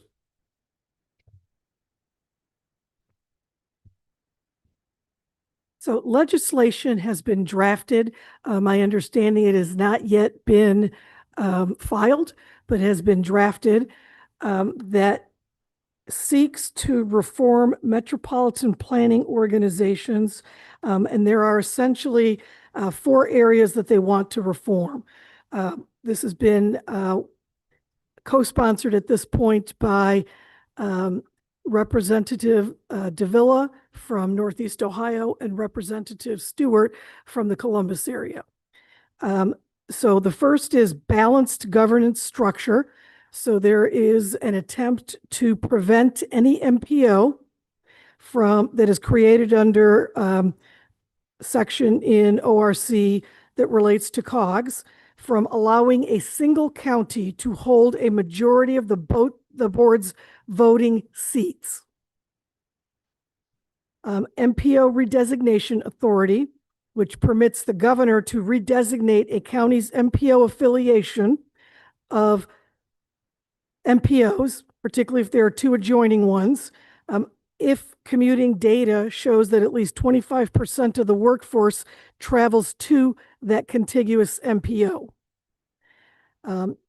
Legal compliance safeguard, clarifying that MPOs may not issue policies that conflict with state or federal law, and in-state executive oversight, requiring that the chief executive of any MPO organized as a COG may not be employed outside of the state of Ohio.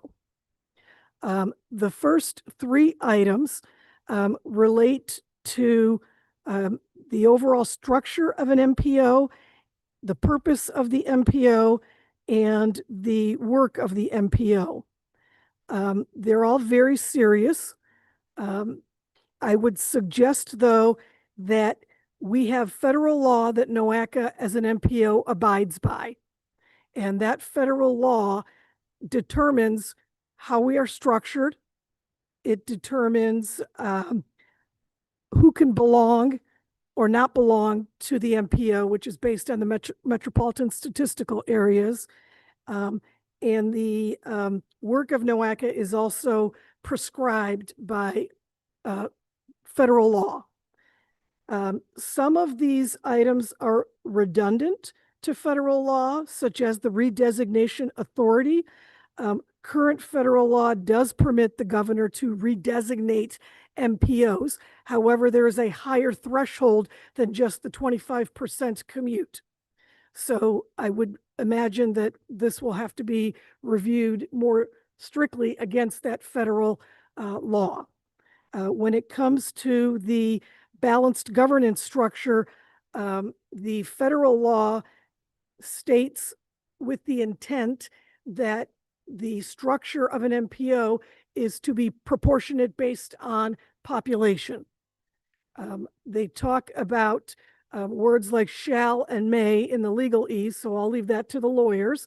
But essentially, the reason MPOs were created in the 60s was because of the highway development building in the 50s and 60s that was led by federal highway and the DOTs at the state level. And they went through local areas to build those highways and those interchanges without consulting the locals. And so Congress determined that an organization, which is referred to as a metropolitan planning organization, be created that was populated in terms of its board with local elected and appointed officials responsible for the region and particularly knowledgeable in transportation and the transportation needs of those communities. So a concern that I have is that this type of legislation does sort of go against the original intent of a metropolitan planning organization to have local control. So I do have some concern about losing local control, but on the other hand, I feel that federal law does have its protections against what may seem that is not what the legislators think needs to move forward. And I will lastly state the Insight executive oversight that is directed specifically at me. I currently am an adjunct lecturer at Northwestern University in Evanston, Illinois. I have been doing adjunct work for 30 years in my career. I have done it at Cleveland State, Kent State, University of Illinois, and Northwestern. I do receive a small honorarium for doing that. What this does not say is that I can't do it pro bono. So if this were to pass, I would simply continue doing that pro bono. At this point in time, I'm actually not teaching at the university. I usually only take one course a year. It has been previously approved by the board. I use my personal time, weekends, evenings, or leave time. It does not disrupt NOACA at all. But that is the intent of that item. There is concern by other MPOs, particularly OKI in Cincinnati, that does have an employee that teaches at Northern Kentucky. My understanding is there's also a concern in Toledo, but nevertheless, I just wanted to give you that background. And so you could hear it directly from me, what my engagement outside of the state of Ohio is, and the attempt to regulate my personal time. Thank you, Grace. Ryan, anything to add on your end? Okay. Yeah, have you all seen this legislation? If you haven't, we'll find a way to make sure everybody gets it. Send it out after this meeting. And we'll have the highlight points at subsequent meetings to go over. I do want to say, I saw Rep. Davila yesterday. I'll be meeting with him, as I said, in the next 2 weeks, trying to get to the root understanding of where he's coming from on this legislation. He has a co-sponsor out of Columbus Morpsey's group. As was said, I don't want to be redundant. I think the issues in front of this board is the proportionality question that Rep. Davila asks about. The purview, our purview as an organization, the mobility of a county, its right to migrate to another jurisdiction, and the location of the work of the leader. Those are kind of the 4 outlined points. All of them, are obviously topics that we concern ourselves with and make sure we understand where the state legislators are on this. The one I'm personally very focused on is just overall commentary about proportionality. Do we grow as an organization to meet the legislators' legislative drive? Do we grow as an organization? I'm not sure that's where this board wants to go, or do we shrink? And then I worry about the interpretation about county proportionality, because it's silent on the issues of who from counties represent within that county. Is it a county that has 4 members from a county like a Cuyahoga or 3 from a Geauga, or is it a county that has 12 mayors?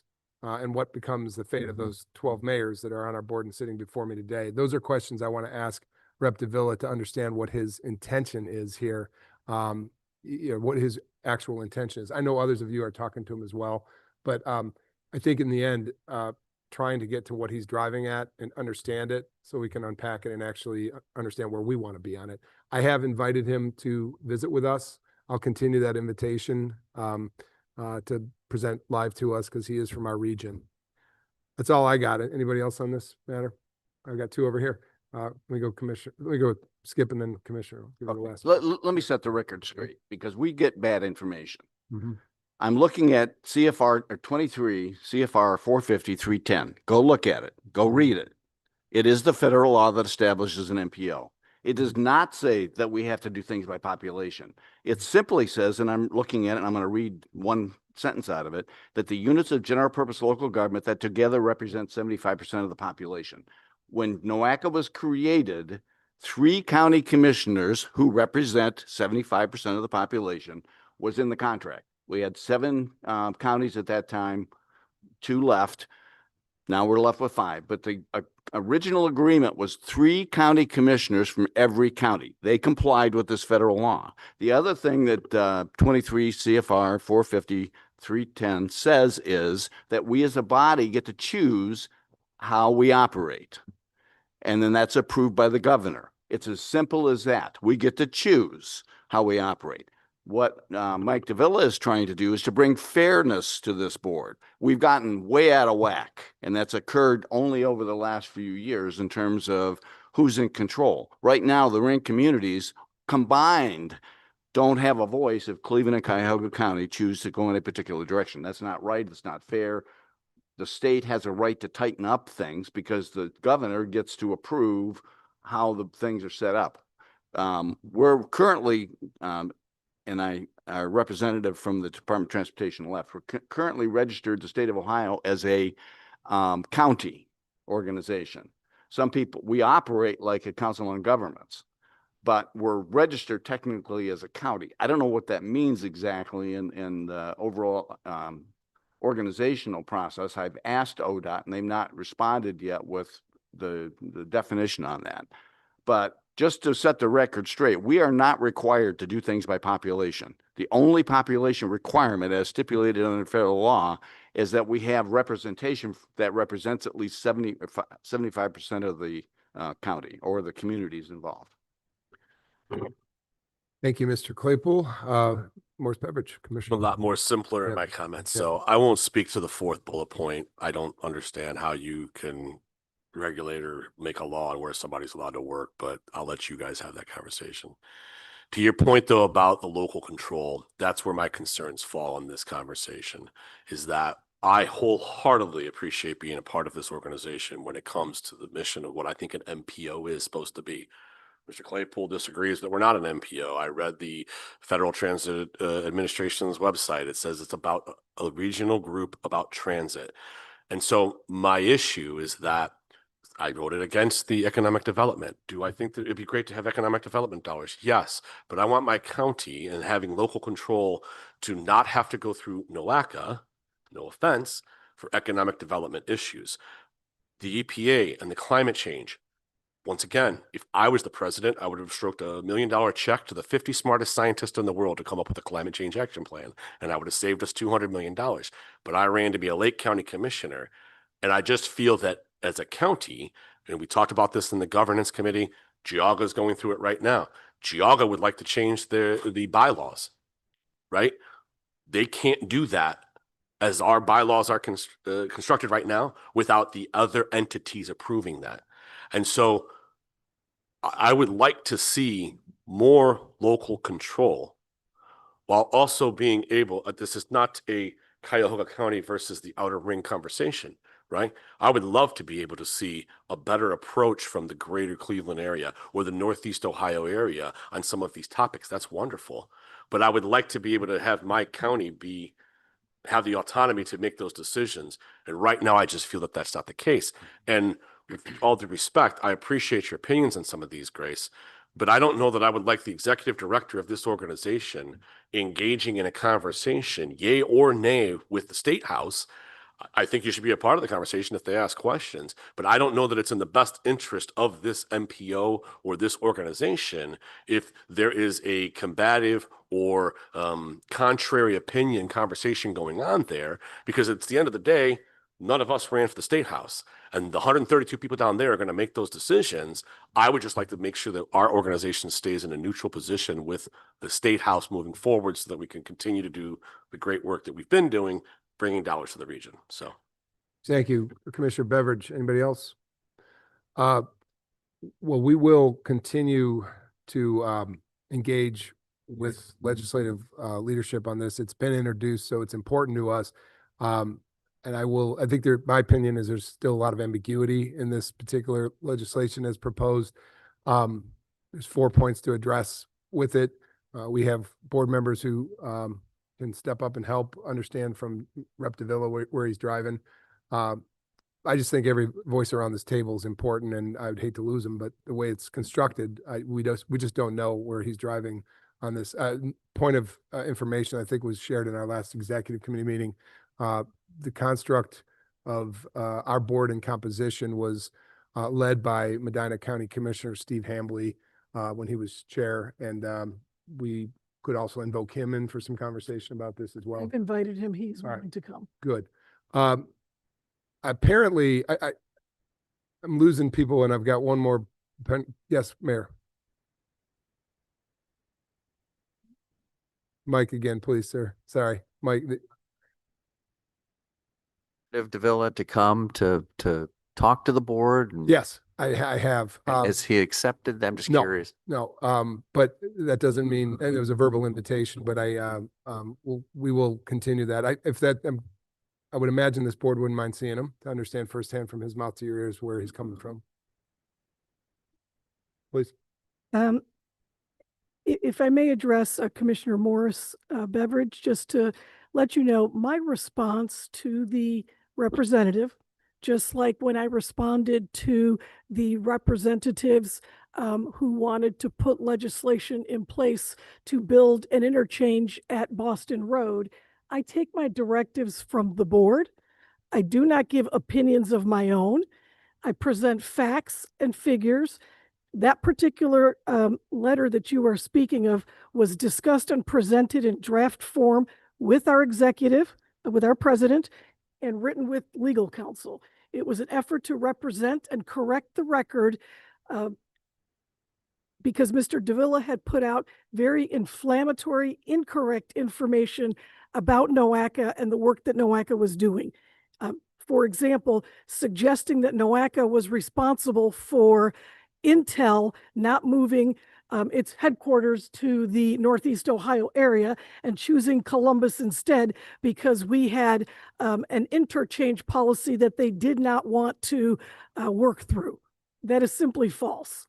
And so that was the attempt simply to correct the record and do so based on point by point in the press release that he had. It was also an attempt to do what he asked me to do. I called him after that press release to speak with him. He would not take the call. I emailed him. His suggestion to me in email was, please put your objections in writing. So I spoke with the folks at the board level and legal, and we put our objections in writing. Thank you, Grace. All right, on my agenda, there shows yet a second public comment period. And I see somebody who wants to take an opportunity to join us again. I'm Mr. back. Kalis. I'm back. It's me, John Kalis. Thank you. So this conversation here, as well as the vote on the CCAP, I think kind of lays out the first point of Representative Davila's legislation. I want to say that the votes shook out exactly as you would expect. Cleveland and Cuyahoga County versus the remaining 4 counties, sans 2 votes. So it exemplifies that there is a disconnect. And you guys have a supermajority and you guys employ it, right? There was no way for us to effectively vote our ways out of that. It just wasn't going to happen. So I don't think that that's fair. It forces the counties to then play ball, to play political ball with Cuyahoga County and Cleveland. And when they should be standing up for their own residents and the people that put them into office. So that's my first point. My second point, I have looked through the CCAP. I have looked through the actual draft. I have looked through the implementation toolbox. I have looked through the implementation playbook and the tool assessment or whatever you guys call it. All those pages. I will say that it is not as shiny as what you guys had presented before you today with all the charts and the graphs. It's where the rubber meets the road. This is about removing natural gas from our houses. This is about prioritizing, placing bicyclists and pedestrian in the street of our rural roads, right? Again, I live in a rural township where the speed limit's 55 miles an hour, where we'll be placing cyclists on those roads and then prioritizing them. So, you know, I really do encourage people to take a look at what it is that they're voting on, because there's a lot of really scary stuff in there. Also included is the classes that are going to be offered at Case Western Reserve University to indoctrinate our next group of planners that are going to come through with climate action. So it is actually quite terrifying. The last point that I will make is in regards to earlier when we spoke about the fact that NOACA does not have the authority to push any of these to implement any of these plans. That's not necessarily the case. As I stated, our news organizations work hand in hand with NOACA, with the counties to do the things that need to get done to pursue this. So shame is something that happens, public shame in the space of the media and social media is absolutely something that happens. I watched it happen in Pepper Pike with their sidewalks, where Cleveland Scene Magazine and some of the other local organizations targeted the people there. They're inflammatory towards the residents that want to protect what it is that they have. So they did that there. They did that in Solon, when Solon was going to put the trails to rails in people's backyards. Those people got shamed.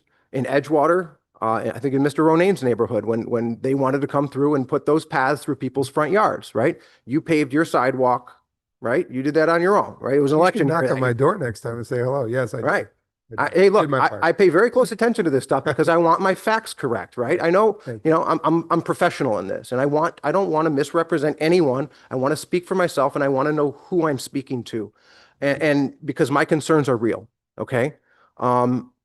I know what happens. I know how this works. So yeah, you guys can't come through here and demand that people do this, but there are other mechanisms in which this happens.